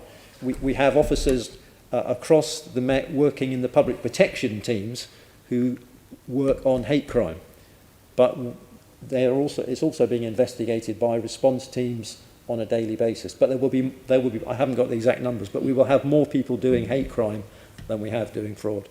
I just make the comment because I think sometimes the Met will always have to look at how it deploys its resources. We could always give the Met more money, of course we could. We all know that. But in the scheme of things you've got, do you believe that fraud is high enough up your totem pole of needs, as it were, seeing as you yourself have said it's 1/3 of crime? So 1/3 of Londoners who are victims of crime, it's fraud, and I'd argue that fraud is very devastating crime to suffer from. Are you putting enough of the resources you do have? Of course you'd like more, but of the resources you do have, do you believe more could or should be directed to fraud? Candidly, and for the sake of time, I believe we're about right. Okay, thank you. Deputy Commissioner, I put the same question to you. Deputy Mayor, excuse me, Deputy Mayor. Yes, I do think in terms of prioritisation it is about right at the moment, given the resources that are coming into the Met, and then, as I've talked about before, the national problem that is, there is around tackling fraud. Okay, thank you, Mayor. Deputy Mayor, I keep promoting you. Excuse me. Assembly Member Hall. Thank you. The reason we brought fraud here is because obviously we're contacted by so many constituents about it, and in days where we're quite rightfully looking at mental health, the mental health of people, and is far higher up the agenda as it should be. Clearly fraud has got a terrible psychological effect to people that are damaged by it. I understand completely why you're looking at violent crime, but there is of course the mental aspect to this as well. I'm really pleased to hear that you put more money into digital forensics. We were looking at that carefully last time, so I'm pleased about that. And it's a very interesting aspect our chairman brought up about the fact that so many more officers are involved in hate crime as opposed to fraud, and we'll think about that.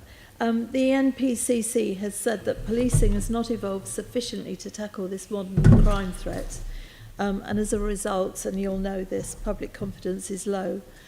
Do you agree, and what are the Met and Mopac doing to increase public confidence in the Met's ability to tackle fraud? If I can start with you, Deputy Commissioner.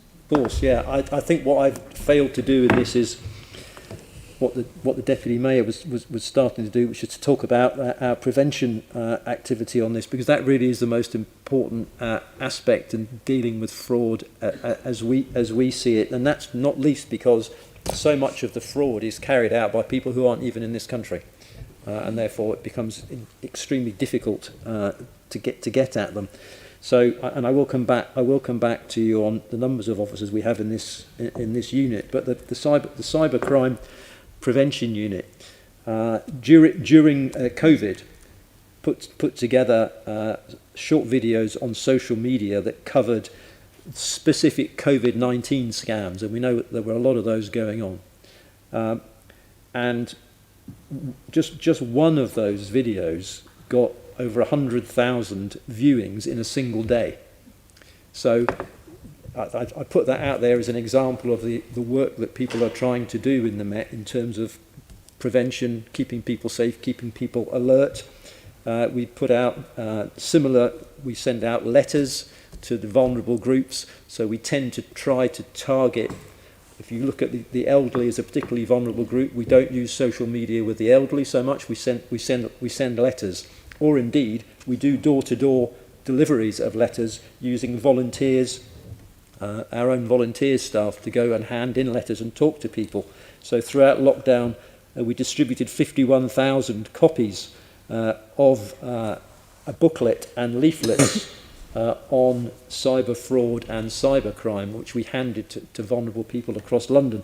So we're trying really, really hard to alert people to it, to keep them safe. And we are working very closely, as Assembly Member Devenish suggested, with the private sector, because the banks realise that they can't do it on their own and we can't do it on our own. We have to work hand in hand with the banking sector on this, and indeed we do. We've got a lot of initiatives where we work with the banks to try to limit the damage that's done by fraud. But I'm afraid with the increasing sophistication of society through these things, and laptops, etc., they're a huge benefit in some areas, but they are also a gateway into people's lives. And people are not cautious enough in terms of answering. No one in this room, in this assembly hall, will not have been subject of an attempted cyber fraud using their mobile phone. I know I am.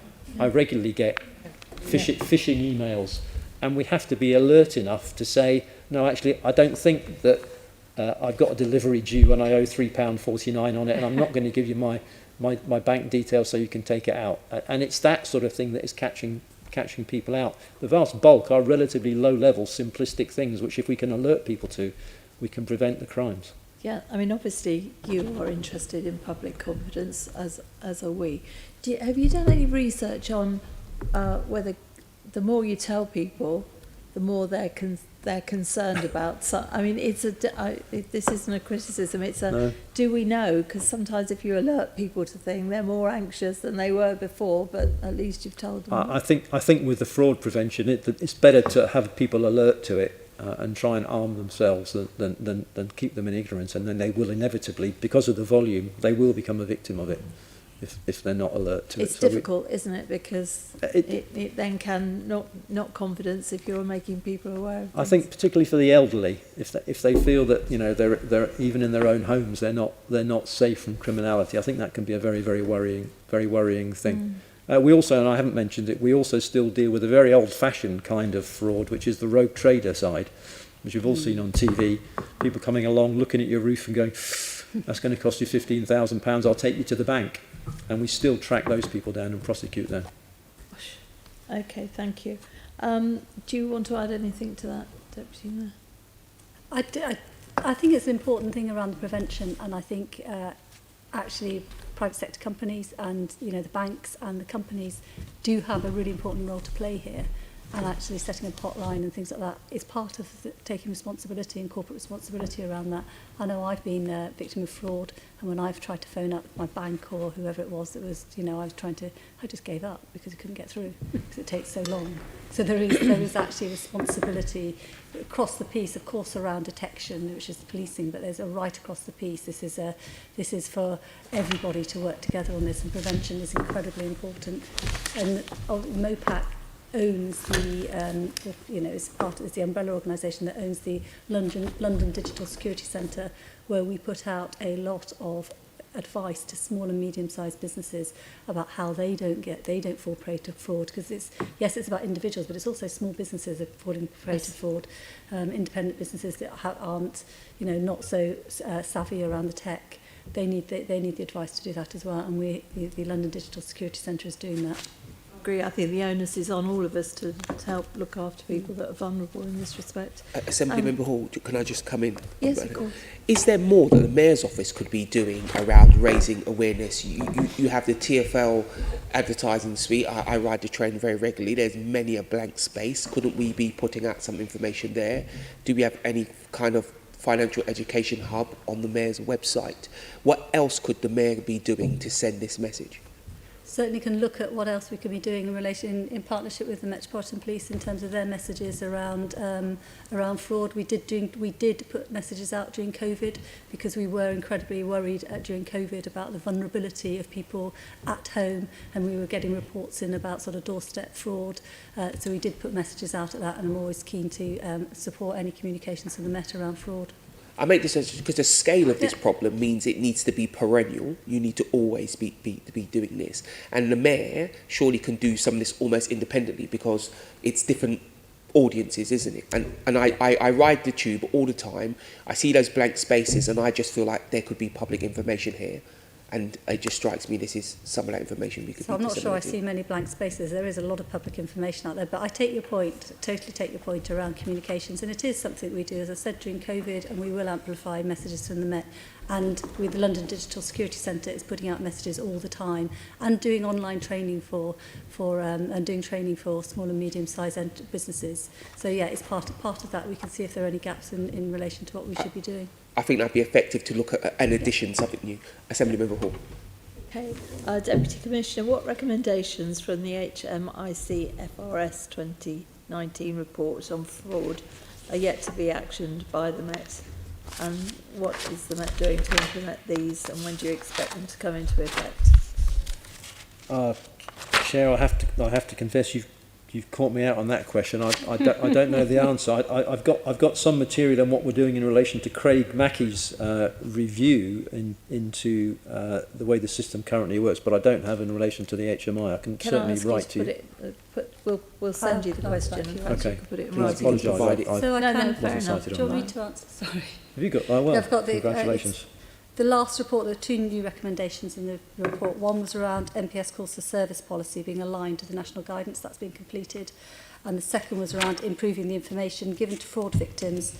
And the MPS is at the moment drafting standard letters around that to improve that information. And it's going to be approved for dissemination by the end of October, which is the deadline that was set by HMIC. Okay, that's fine, thank you. Does Mopac actually evaluate the effectiveness of fraud advice given to the public? I will have to get back to you in terms of the fraud advice. We don't, in terms of the fraud advice, we amplify, and London Digital Security Centre will be the ones where we actually have more of a role in that. I'd have to get back to you in terms of how they evaluate the effectiveness of that. It would be the Met's, in terms of that amplification, it would be the Met's messages. Deputy Commissioner, do you? I do have some data on that. This is true working together, isn't it? Answering each other's questions. Yeah. I love that. Yeah. So what we've got is data from August 2021 that showed that 84% of London-based victims were positive about the contact and support that they'd had. So I think a relatively high satisfaction, but I think that the downside of it is that fraud is underreported horrendously, and some estimates suggest we only get about 20% of fraud reported to us. Everybody else just gets on with it and accepts it as a fact of life, which clearly it shouldn't be.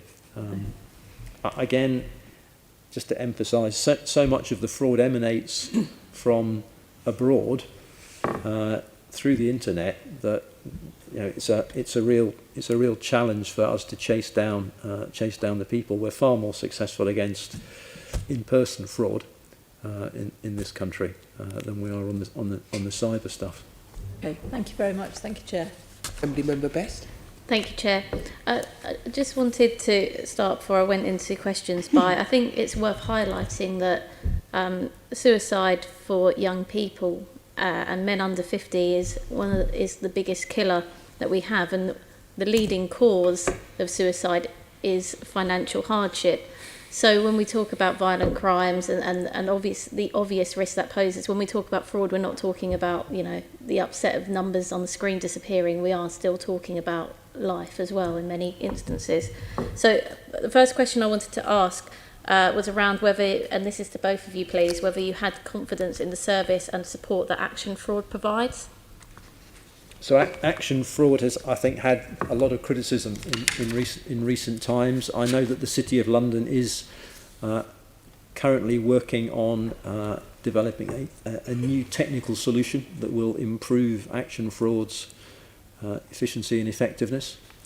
And any improvement in that efficiency and effectiveness is to be welcomed. I actually checked in preparation for this meeting. One of the things I did was go onto the Met website and emulate somebody attempting to report a fraud. And I'm happy to say that it seemed to work pretty well. And I was asked, is the crime in progress? Are you feeling under any threat? If so, phone 999 if you can. If not, and the person is no longer there, or it's not an in-person fraud, then click the following boxes, and it started to take me through to Action Fraud. I hung up quickly because I didn't want to get involved in it any further. But that side of it works.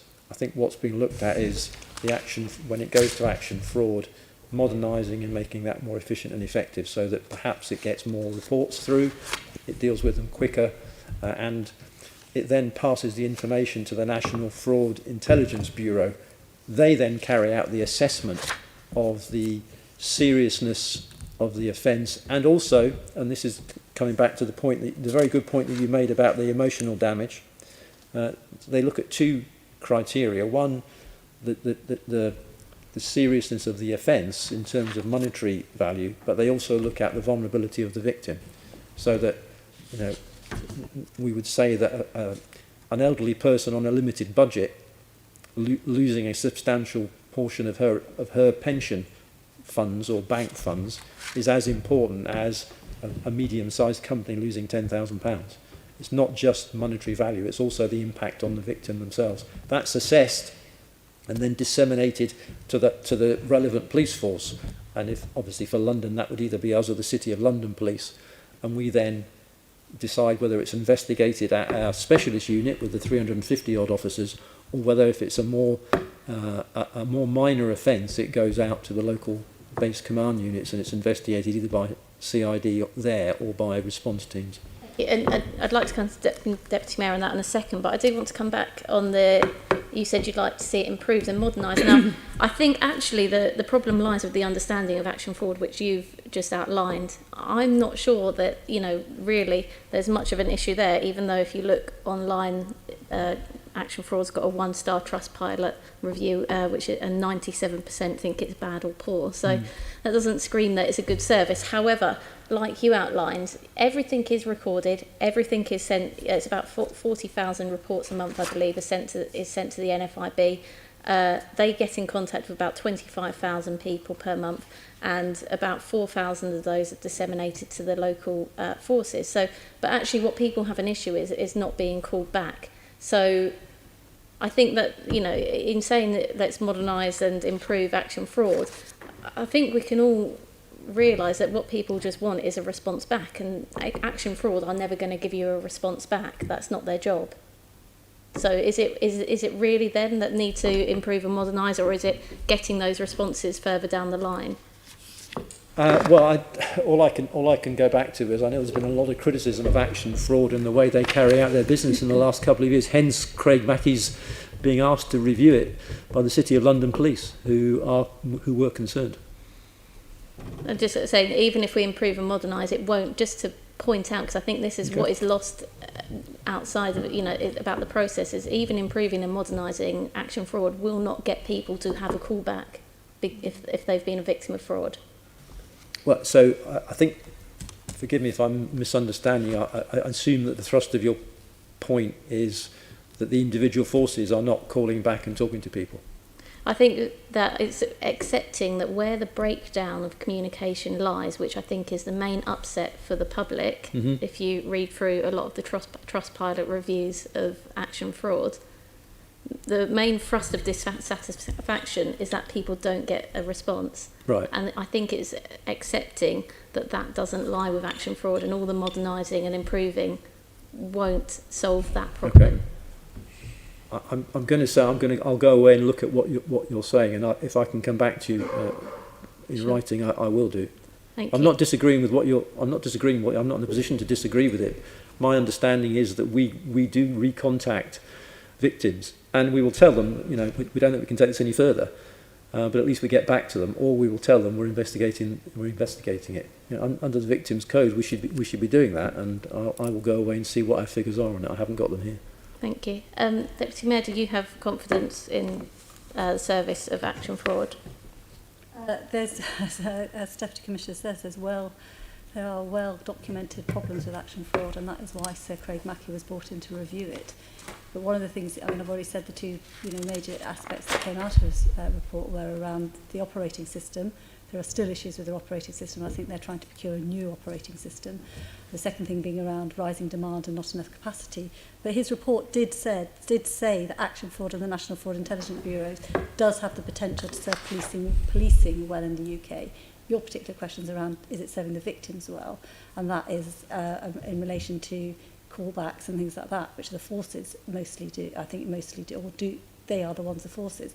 HMIC has found that there has been an improvement in the way that forces and the number of times that forces are calling victims back. There's obviously a way to go on that.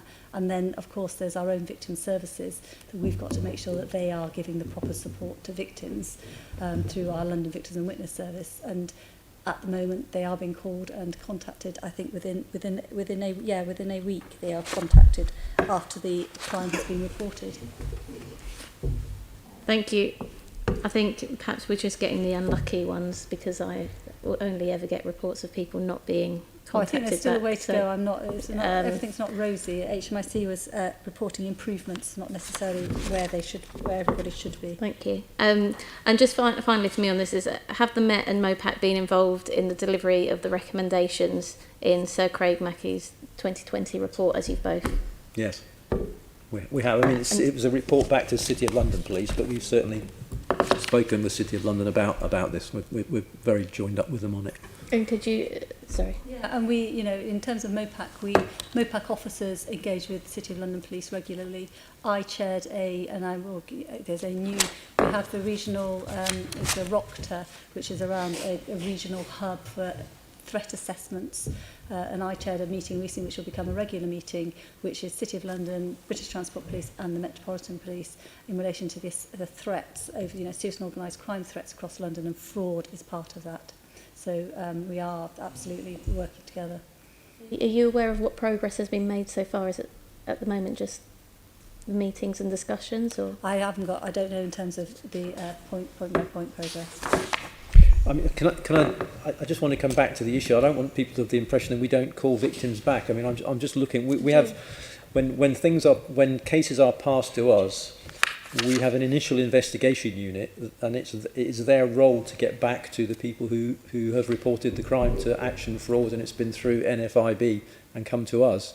And my figures, well, my report here says they do contact and go back. They will be honest and say, we can't take this one any further, or we can. I will get figures on it and I'll come back to you. Just to be clear, 40,000 cases are passed to the NFIB. The NFIB investigate about 25,000 and pass 4,000 down to forces, and there's a good proportion of people that aren't getting called back. Right. Well, I'm not sure that doesn't necessarily mean that everyone that came through to the Met at the end didn't get a call back. Yeah. It means people were lost throughout that process. Somewhere in the pipeline, people aren't getting called. Yeah. I will try and find out where and let you know. Thank you, Chair. Sorry. Thank you, Assembly Member Best. We now move on to our final section, which is child protection. Excuse me. Assembly Member I did have a question on this. I mean, you've said that underreporting is only about 20% of these fraud crimes are reported. Do you talk to the industry, and not just talking banking industry, but the wider sort of e-commerce, mobile phone companies and so on, to understand from them the scale of fraud? Because people will report things to those companies. I have recently experienced a mobile phone turning up at my house that nobody had ordered, a very nice, new, very expensive iPhone. Someone then tried to come and pick it up as a wrong delivery, but we didn't let them have it. But I've reported that to the phone company. I haven't bothered the police with it, because there's probably nothing you can do. But the phone company, so how are you getting that data, and also looking at new methods that people are using to commit fraud, so we can get the message out so people are aware, whether it's identity theft or so on? We do that through the Central Specialist Crime Command. They have an economic crime unit, which is the one I've talked about, who are specialists, and they investigate the high-end crimes, but they're also in very regular contact with industry, with the banks, insurance companies, banking. Have they been honest with you? Because I remember we did a visit, Joanne will remember, a few years ago to City of London Police when we did some work on this. And they said they were finding it hard getting that information out of the companies because they didn't want to kind of admit the scale of fraud that they were facing. Yeah, I recognise that. I think there's always been a reputational risk that people will balance, and sometimes they will pay customers a certain sum of money, and that will be the end of it as far as they were concerned. But we have a banking protocol. It's a partnership between ourselves, the City of London, all the major banking institutions, the Post Office, UK finance institutions, trading standards. It hasn't got phone companies on there, I must say. I just think that's probably an increasing area that actually, people fraudulently get phones. Yeah, but I'm and absolutely. they're worth, £1,000 a phone or something? It's just quite big and fairly easy money if you're able to. But I'm absolutely certain that we will. Our experts are experts. I mean, they're leaders in the field. They will be in touch with a wide range of people, including the phone companies. We also talk to Trading Standards, Age UK, Victim Support, and HMRC. There's a lot of partnerships involved in this because everybody understands the answer here is prevention, not the detection side. Great, thank you. Thank you, Assembly Member Pidgeot. Have you finished? Yeah. Thank you. Thank you. Back over to you, Assembly Member Pidgeot. Lovely, thank you. I'm going to pick up this next section on child protection. I'll start the questions on it. First of all, to both of you, actually, I'll start with the Deputy Commissioner. During the 2021 inspection from HMI, they audited 170 child protection cases. Over 2/3, a staggering 68%, were still found to be graded as either requiring improvement or inadequate. Would you agree that after 5 years, 4 HMI child safeguarding inspections, this is just not good enough? I don't think that. I think we want to aim to be better than that. But I do have to say, in terms of the most recent inspection, which the report only landed, I think, on the first of this month with us, formally was published. But it is a significant step forward for the Met. I mean, you will be well aware with your experience with the Met over the years that our earlier reports in 2016 were very, very challenging and very, very disappointing.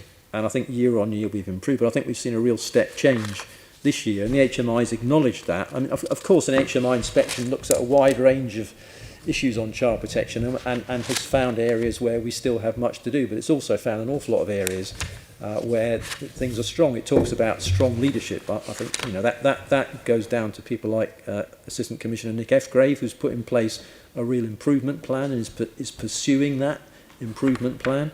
It talks about a number of areas where we have moved forward and effectively has said that we are now at a standard where we don't need to be repeatedly inspected on child protection. They're not. I mean, the HMI inevitably is not going to forget about it, and we wouldn't want them to. But I think we've improved significantly from where we were well behind the standard expected across policing in 2016. I think we've improved our game significantly, but there's still lots of areas that we need to do better in. Clearly it is an improved report, and I'm not saying it isn't, but there is still a lot of concern. 2/3 of the cases that HMI inspected were graded as requiring improvement or inadequate. This is 5 years on. These are similar figures to what they were at the start of this. They also said there's still much more work to do to provide better outcomes for vulnerable children in London. Perhaps Deputy Med, what's your view on that? And considering the findings of the inspection, and you say over the years you've really scrutinised this, you've got huge oversight of the Met's child protection arrangements, do you think really they've been effective? Your fundamental question is, has the Metropolitan Police got to the point where it's satisfied that there's much, better outcomes and children are safer. No, we haven't got to that point yet. It's still on that journey. Has there been massive, big improvements? Yes, there have, and I think that's what this report shows, as well as some worrying issues which do need to improve, and you're picking up those particular cases, and of course that's a real problem. In terms of the oversight that Mopac and myself have been undertaking in this field, and I chair a regular child protection oversight group, I have had, and I think this committee has as well, has had very good feedback from the Inspectorate. They sit on that board, and the effectiveness, not just of the oversight, but what that has done in terms of having that assurance. It has been a long journey, and it's been too long, but I do think there have been significant improvements, and the HMIC has identified those improvements in relation to the leadership and in relation to some specific areas. It has also identified areas where there's got to be improvements. We have also, it's not just about oversight for Mopac role, we've worked with the Metropolitan Police to put in place Operation Aegis, which is about a specific view of and looking in relation to child protection. That's been rolled out across the Met now, which is which we hope will increase the improvements around child protection. So I think, it's a bit of a mixed bag, the report, but one of the things, I actually chaired the Child Protection Oversight Group last week, and one of the things that Matt Parr, who we all know is the inspector in this area, said was that, yes, the progress, there's more to go, but, the Met is now with other forces, is now of a similar quality as other forces. However, I genuinely think there is an issue nationally about this, and I've asked that my view is I think HMIC should do a thematic inspection on child protection across the country, because I don't think actually any of the forces are in the place they should be. I don't want to see just the Met not being an outlier because it was really poor. I want to see the Met leading in this area. And Deputy Commissioner, what's the main challenge then to you at the moment to making further improvements, to make sure we've got this consistency across the Met and better outcomes ultimately for children in London? I think there are a number of challenges. The Deputy Mayor said it's a damning phrase. It's a mixed bag of a report. Some areas of improvement, some areas of concern. Still concern about the management of the child abuse images database, where we're still not acting fast enough on that. I genuinely think that's a volume issue, and some of this does still come back to resourcing. As you'll know, we've upped the resources into our child abuse investigation teams, but they are still under a lot of pressure. And if we put more people in there, we could ease their burden, and I'm sure we would get quicker results. I think we're still looking at the issues around missing persons. So, in 2020, we had 36,000 missing people reported in London. 64% of those were children. Now we know many of those go missing from children's homes, and they are, in many cases, people who will go missing and return of their own volition fairly quickly. But in some tragic cases, that's not the case, and we know we've had those cases where people will go missing as youngsters, and with tragic consequences. But the volume is significant. It's just a huge number of people going missing. We still look at the number of children that are held in police custody overnight as an issue. Now, often they are a place of safety and they're relatively well looked after, but many of them should not be in police custody overnight. We are working hard. I think you'll know we've got increasingly good relationships with the local councils around London, but they're up against the issue of that there are no spaces for the children, so they stay in police custody where really we don't want them. One of the things the report did say the Met had improved on significantly was the attitude of custody staff to the vulnerability of children and the care and attention they gave children in custody overnight. So I think that's a positive, but the volume remains a problem. Online child sexual abuse is a vast problem in terms of the volume.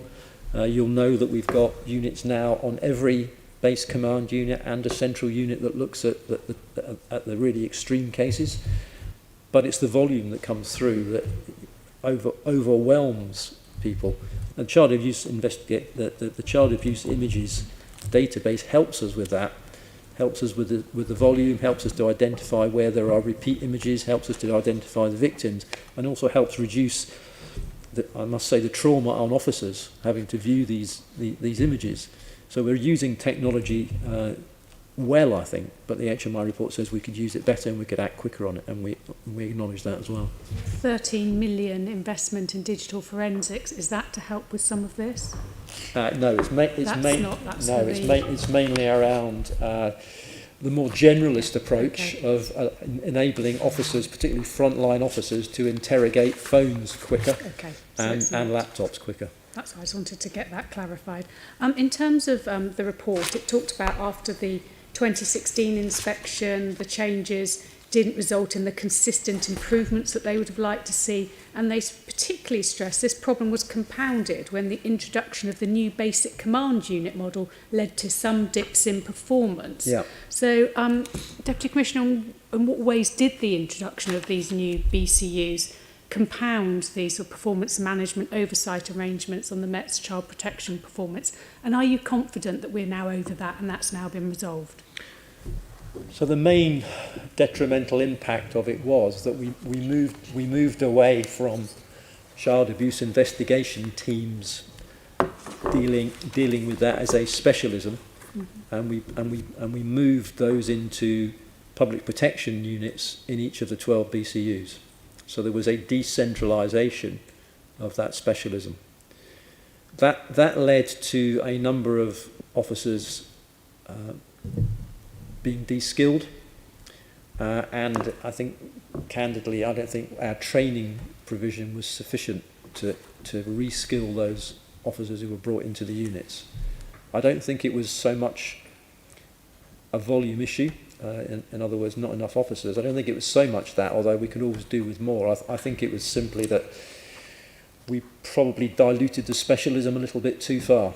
Mm-hmm. That is now being reviewed by Nick Efgrave as part of his public protection review, and there's an action plan in place to upskill the training again of these officers and give them back a bit more professionalism, so that they are more dedicated towards the child protection side of things, as opposed to the other issues that they deal with within public protection, such as domestic abuse, rape and sexual offences, and indeed missing children, mental health, and hate crime. So I think the change to BCU, which I would be absolutely definite in defending in terms of a way forward for the Met, it was the right move, but no change that massive is going to have nothing but benefit. There's also going to be some areas that you see a bit of a slip back, and I think that happened here. But it has been identified. It was identified before the HMI. Yeah. I remember when I rejoined the Met in 2017, it was being very, very vehemently discussed at that point, because officers were saying that we've lost professionalism here, and it was a really hot topic, and we've been responding to it ever since then. Talked about the training of the officers and the dilution. This report I found quite shocking to read, that recent checks by the force showed there's only 6 officers in the organisation that have current accreditation for specialist child abuse investigations. Surely that can't be right in a force the size of the Met. You've only got 6 officers who have this specialist training. Are you looking at rolling that out much more widely? I think if I heard you right, you said current accreditation. It says have current accreditation for specialist child abuse investigations. I think the issue is they were accredited. They probably need to be re-accredited, and it's lapsed. Okay, things change. Things do change. Particularly with technology and so on. Yeah, so I refer you to my earlier comment about the training. We need to make sure that they so it's not just initial training, but it's refresher and sort of updating their training with new legislation, technology, as you say, and techniques and practices. Because we learn, don't we, that things dealing with children, etc., different techniques, different processes, different ways of handling work, and we need to make sure that we refresh that. But I think that's the issue. I don't think it's so that they didn't have the training. I think it's not. It has to be re-accredited, and they haven't done that. Perhaps you could write to us with the figures of how many have been trained and how many are currently accredited. Despite their earlier recommendations, HMI say they're still concerned about how you manage registered sex offenders, how you carry out online abuse and exploitation investigations, how you use the child abuse image database, and how you examine digital devices. On each of those 4 things, could you give us a specific immediate action that you're taking to improve in this area and to determine the level of risk to children, and how you can mitigate that? So in relation to the digital devices piece, we're working with our technical specialists, and we are, as I said earlier, we're investing in improved IT capability that will reduce delays in retrieving digital evidence. In other words, we're improving the number of kiosks that we have, that you take potentially a victim's phone, you plug it into the kiosk, and it will download the phone. So that investment is going on. We're looking at producing some mobile equipment as well to allow officers to do it, not just to come back to the station to do it, but actually do it on scene in people's houses, so that we don't take phones away. In terms of the issues around the child abuse image database, we are looking at a project manager who is delivering, and we're putting in place it's a technical thing, but we're introducing a high-speed line to move the data quicker. Mm-hmm. Some of our technology has not been compliant, so CADE is a national database. It's not a Met product. And I think it's a successful product. It hasn't always integrated with our networks, and we're improving the speed of the networks to make sure that the data gets moved quicker, which I think is a step forward. We talked about, or the Deputy Mayor talked about Operation Aegis earlier on, but we're prioritising early safeguarding of children by including specific safeguarding content into the courses that we deliver to our online child sex abuse investigation officers. We're amending the online toolkit for those officers, and we are increasing the training across the board for those officers. In terms of the management of the sex offenders, we've introduced Operation Beat. That was in response to the 2016 criticisms. And that identified that information on sex offenders was not routinely being made available to local officers. Mm-hmm. So Operation Beat is a methodology of pumping that information to local officers, so that particularly the neighbourhood teams are more aware of who their registered sex offenders are, and can therefore keep an eye on for suspicious behaviour. You know, the obvious things: child's toys appearing in a front garden where there shouldn't be any children, etc. Okay, thank you for that. And it's good to hear about the revision of training to make sure you embed safeguarding, because that was one of the issues that have been picked up. Can I just ask why during the height... I understand why during the height of the pandemic registered sex offenders were not being seen at home. You had visits via telephone, doorstep visits, so on. Can you confirm full home visits are now being conducted again? Great, that's lovely. That's a question I had there. Finally, at this stage from me, what action is the Met taking to address issues and pressures related to workload, staff capability and the supply of detectives with the right experience? It says in the report, some staff said they're under significant pressures. They identified workloads, staff capability, supply of detectives with that right experience as contributing factors. And these were having pressures on staff welfare and so on, and their investigations, which is crucial. Yeah. So I don't want to be glib, but you could inspect any aspect of the Met and talk to any of our 30-odd thousand officers, and they will tell you that they're under pressure. Yeah. So volume of demand is an issue. Nick Efgrave, what I said, is carrying out a review of the public protection units, and we are doing some work to lessen workloads in some areas. I don't think we're doing anything around triaging on child protection, but you may well be aware that we are looking at triaging around domestic abuse, so that we try to give officers a clearer view of the priority offences, the really serious ones that they need to deal with and get to straight away. So we're looking at workloads, but we're also looking at staffing to see whether or not we need to increase the staffing. In terms of the detective training, we have a young workforce. We've been recruiting really hard and fast in the last couple of years. We have introduced direct entry detectives, and we're seeing huge numbers of those coming through.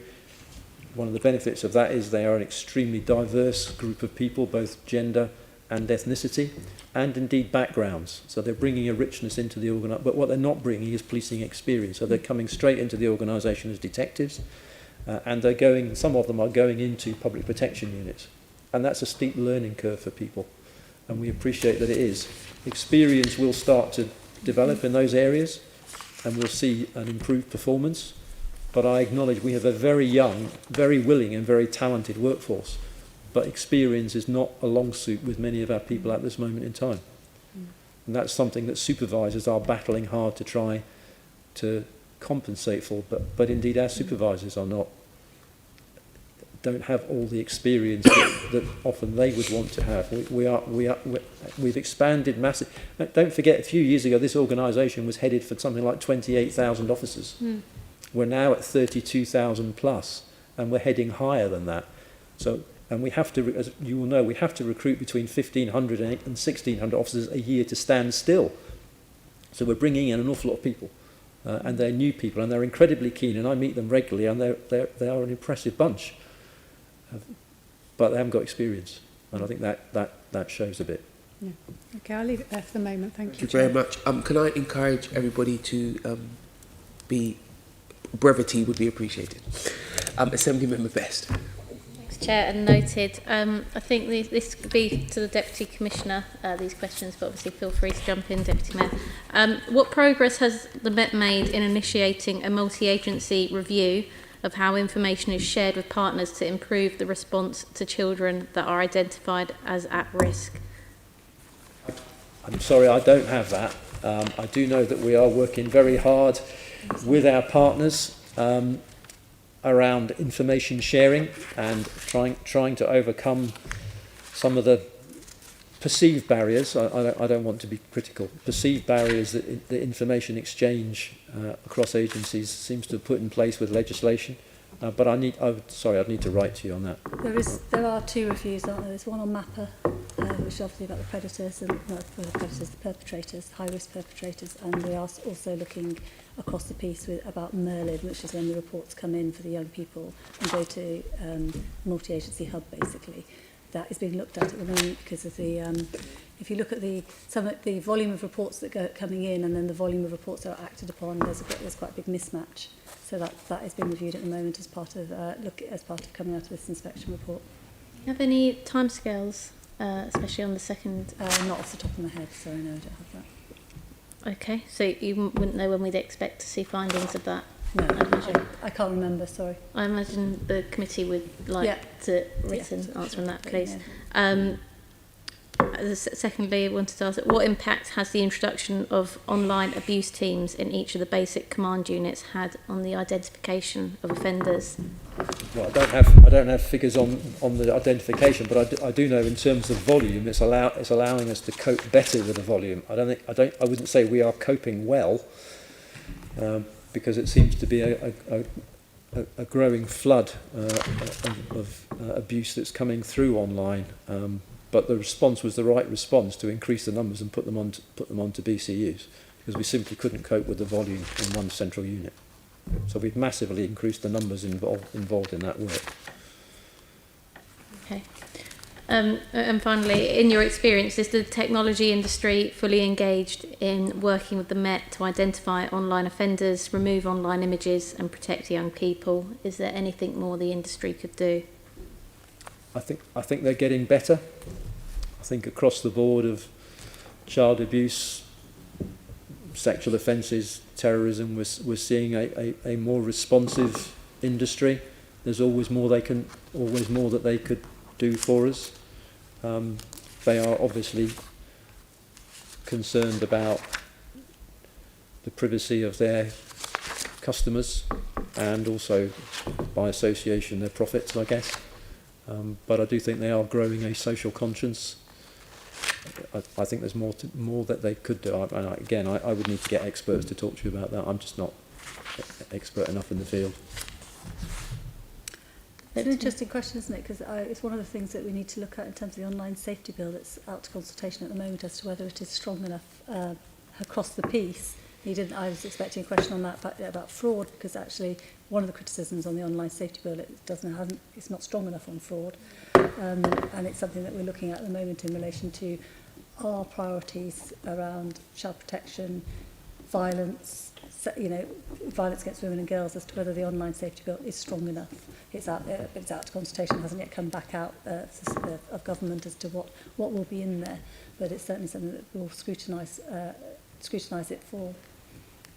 And as well, there's a big question over including all the social media platforms within that, and especially the smaller ones where actually some of the more gruesome stuff does happen, and so it's almost unfortunate that they're excluded, and as well because they so often are part of these cases.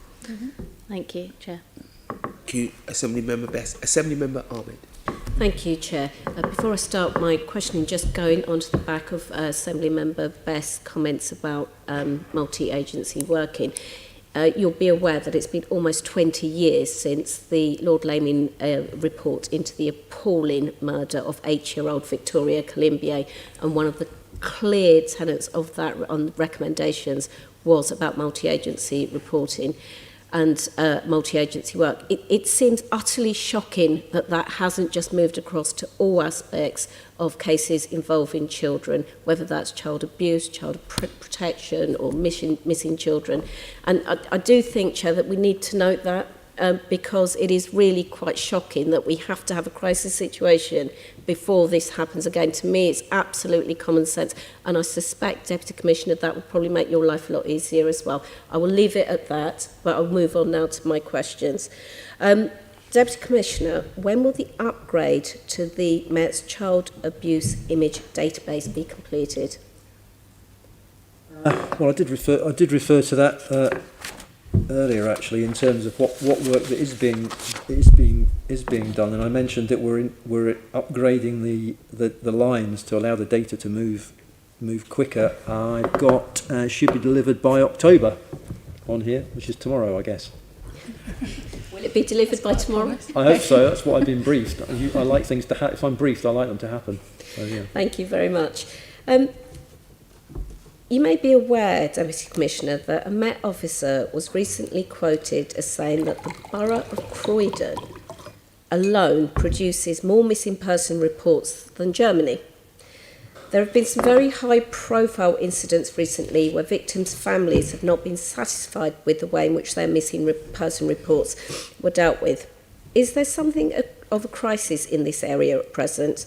And are there amends or legislation that needs to be brought in at a national level to improve how we deal with missing persons? I have no idea whether that quote is true or not. I assume if it's a senior officer who has said it, then he or she is right on their figures. I mean, I did quote the figure earlier. So in 2020, 36,000 people reported missing to the police in London. 64% of those being children. It's a phenomenally high number. So I'll be brief. But every day we produce a report called the Daily Crime Bulletin, and on it we put the more serious crimes, but also the high-risk missing persons that are on there. And it's not unusual to have 5, 6, 7, 8 high-risk missing persons a day on there. That ignores completely the hundreds that are not regarded as high risk. So officers are spending a great deal of time dealing with missing persons, like speaking to children's homes about children that are repeatedly going missing, coming back, etc. So liaison with children's homes and with local authorities is really, really important. I think, from my experience in Scotland, we did a review of this, and we were able to negotiate with, particularly with local authority maintained children's homes, that they took on more responsibility and became more responsible around the reporting and the de-reporting. In other words, telling us when the children had returned. But also, and that's not good, that's not the end of it, also where have they been, what have they been doing, and to whom have they been speaking, and who have they been interacting with while they've been missing? Because we know that that's an area of grooming that goes on. and children can get into terrible trouble. Even if they come back, they can get worse and worse and can be victimised in the short period because most return relatively quickly. I think this is again a virtue. I know I'm a broken record, but this is a huge city. 29% of this population of this city live in poverty, according to recent figures, and we are in a situation where we have a lot of young people in particular who are living in crisis and often come to the notice of the police service because they're missing. And I think it's a big issue for us. You know, this, along with mental health, is taking up so much of our officers' time, and you know, we need to work better with other agencies to see whether or not we can share that workload a bit better. What kind of follow-up do you have? If you have a situation where you have found that a child is in an inappropriate situation when they've gone missing, what kind of follow-up do you do to that if you feel that they are being groomed in any way? Oh, that would immediately go to the child abuse investigators within Public Protection Unit. So if either the people at the children's home get the feeling that there's or they speak and there's something inappropriate, or they have suspicions, we would encourage them to talk to our investigators. And if our own officers have that view, then they are under no illusion that this is a problem for all of the people in the Met to deal with, and they will initially investigate, but then they will refer it to the Public Protection Unit so that it gets the proper follow-up. Thank you, Commissioner. As you may be aware that the Evening Standard in July reported on the issue about African Caribbean black children being reported missing and issues around follow-up for that. I'm going to just quote what was said by a Met officer. There is a far higher proportion of people from the Afro-Caribbean community being reported missing than are represented in the population of London. Unfortunately, it's mainly down to socio-economic reasons, and we have no control over what is reported to us. Children represent 64% of missing person cases, and the biggest proportion of reports comes from the city's care home and mental health facilities, where people from the Afro-Caribbean community are also overrepresented. You did refer to that. Mm-hmm. So my quote, just moving on for this. There have been concerns raised by the families of recent victims that they feel that race has impacted on the police's poor handling of the initial missing persons report. You will be aware that the Met has referred itself to the IOPC over the handling of Richard Okorogea's case, and you also know that 2 officers are now being investigated for misconduct. However, could you explain how, through the Mayor's action plan, are you seeking to ensure that the missing persons teams are free from biases relating to a victim's race or religious background when investigating these types of cases? And that's a question to you both, please. So, Deputy Mayor, would you like to answer that first? It's under investigation at the moment, isn't it, in terms of that specific issue. The issue around disproportionality for missing is something that I've been in discussions with the Commissioner and the Deputy Commissioner. We've done a deep dive into this to look at what the service is that is provided. I don't have any answers at the moment in relation to does that show that actually it's not just disproportionate numbers that are reported in, but actually in terms of the impact. I don't know if you've got any more on that. I mean, I read the report that you're talking about, because I quoted some figures for it. It seemed to me to be some thoughtful comments from the officer involved. I think it was a superintendent who was newly in post. I'm not terribly surprised by his comments about the disproportionality. We see a disproportionality affecting African Caribbean families, youngsters, particularly young boys, across a wide range of measures in society, not just in the criminal justice side. And the missing person is not particularly a surprise to me.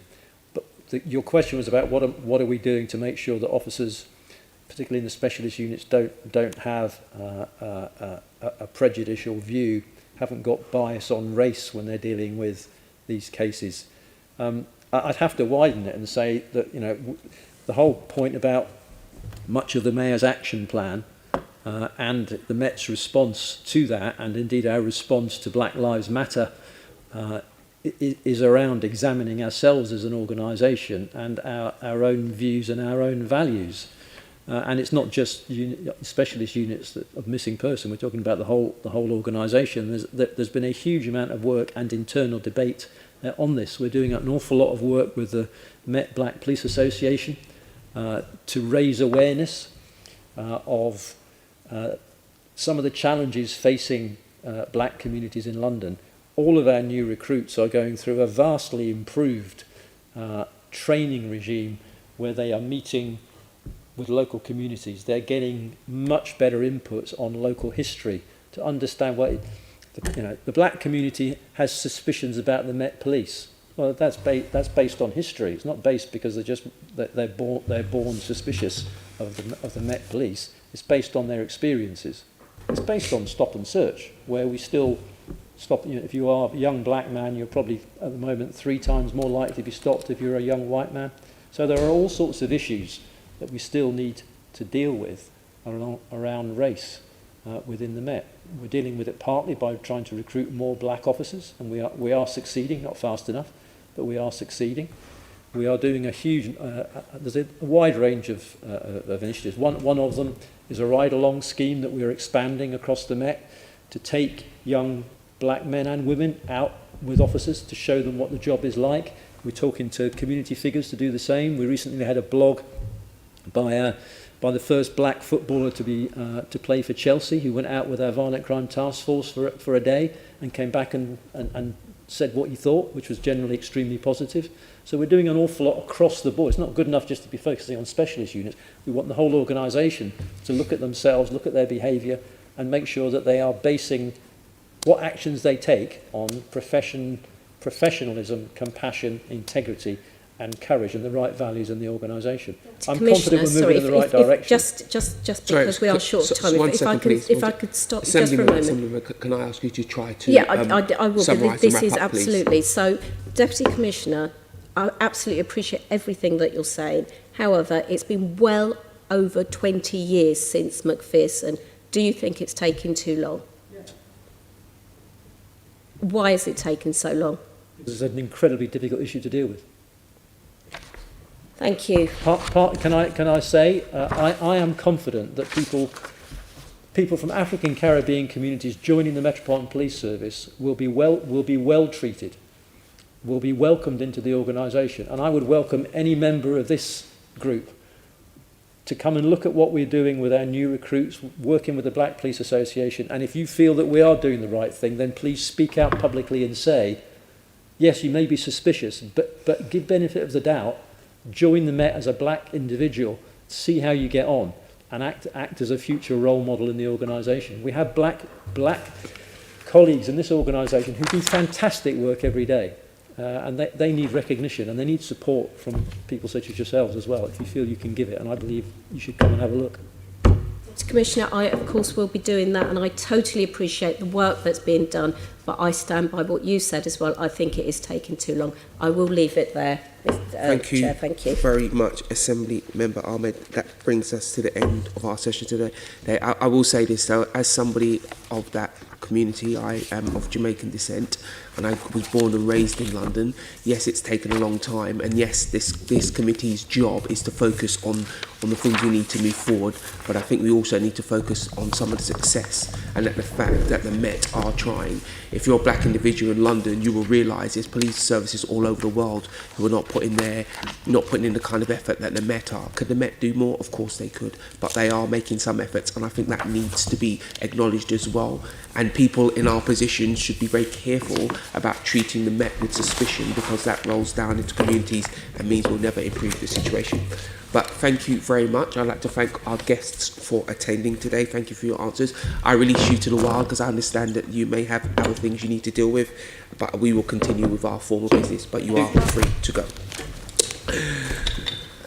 Can I ask the committee to note the report and discussion and the monthly report received from Mopac?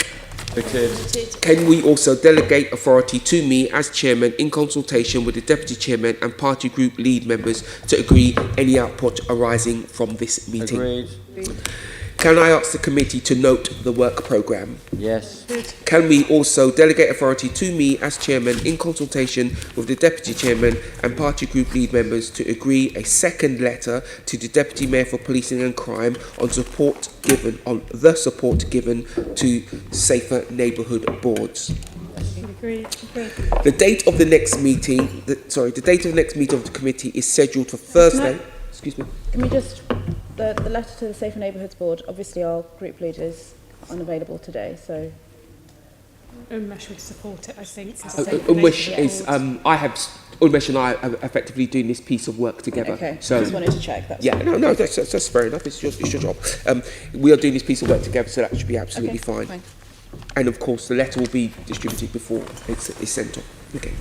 The next meeting of the committee is scheduled for Thursday, the 7th of October, 2021, at 10 p.m. in the chamber in City Hall. I have no urgent business, which concludes today's meeting. GLA Chamber Sound.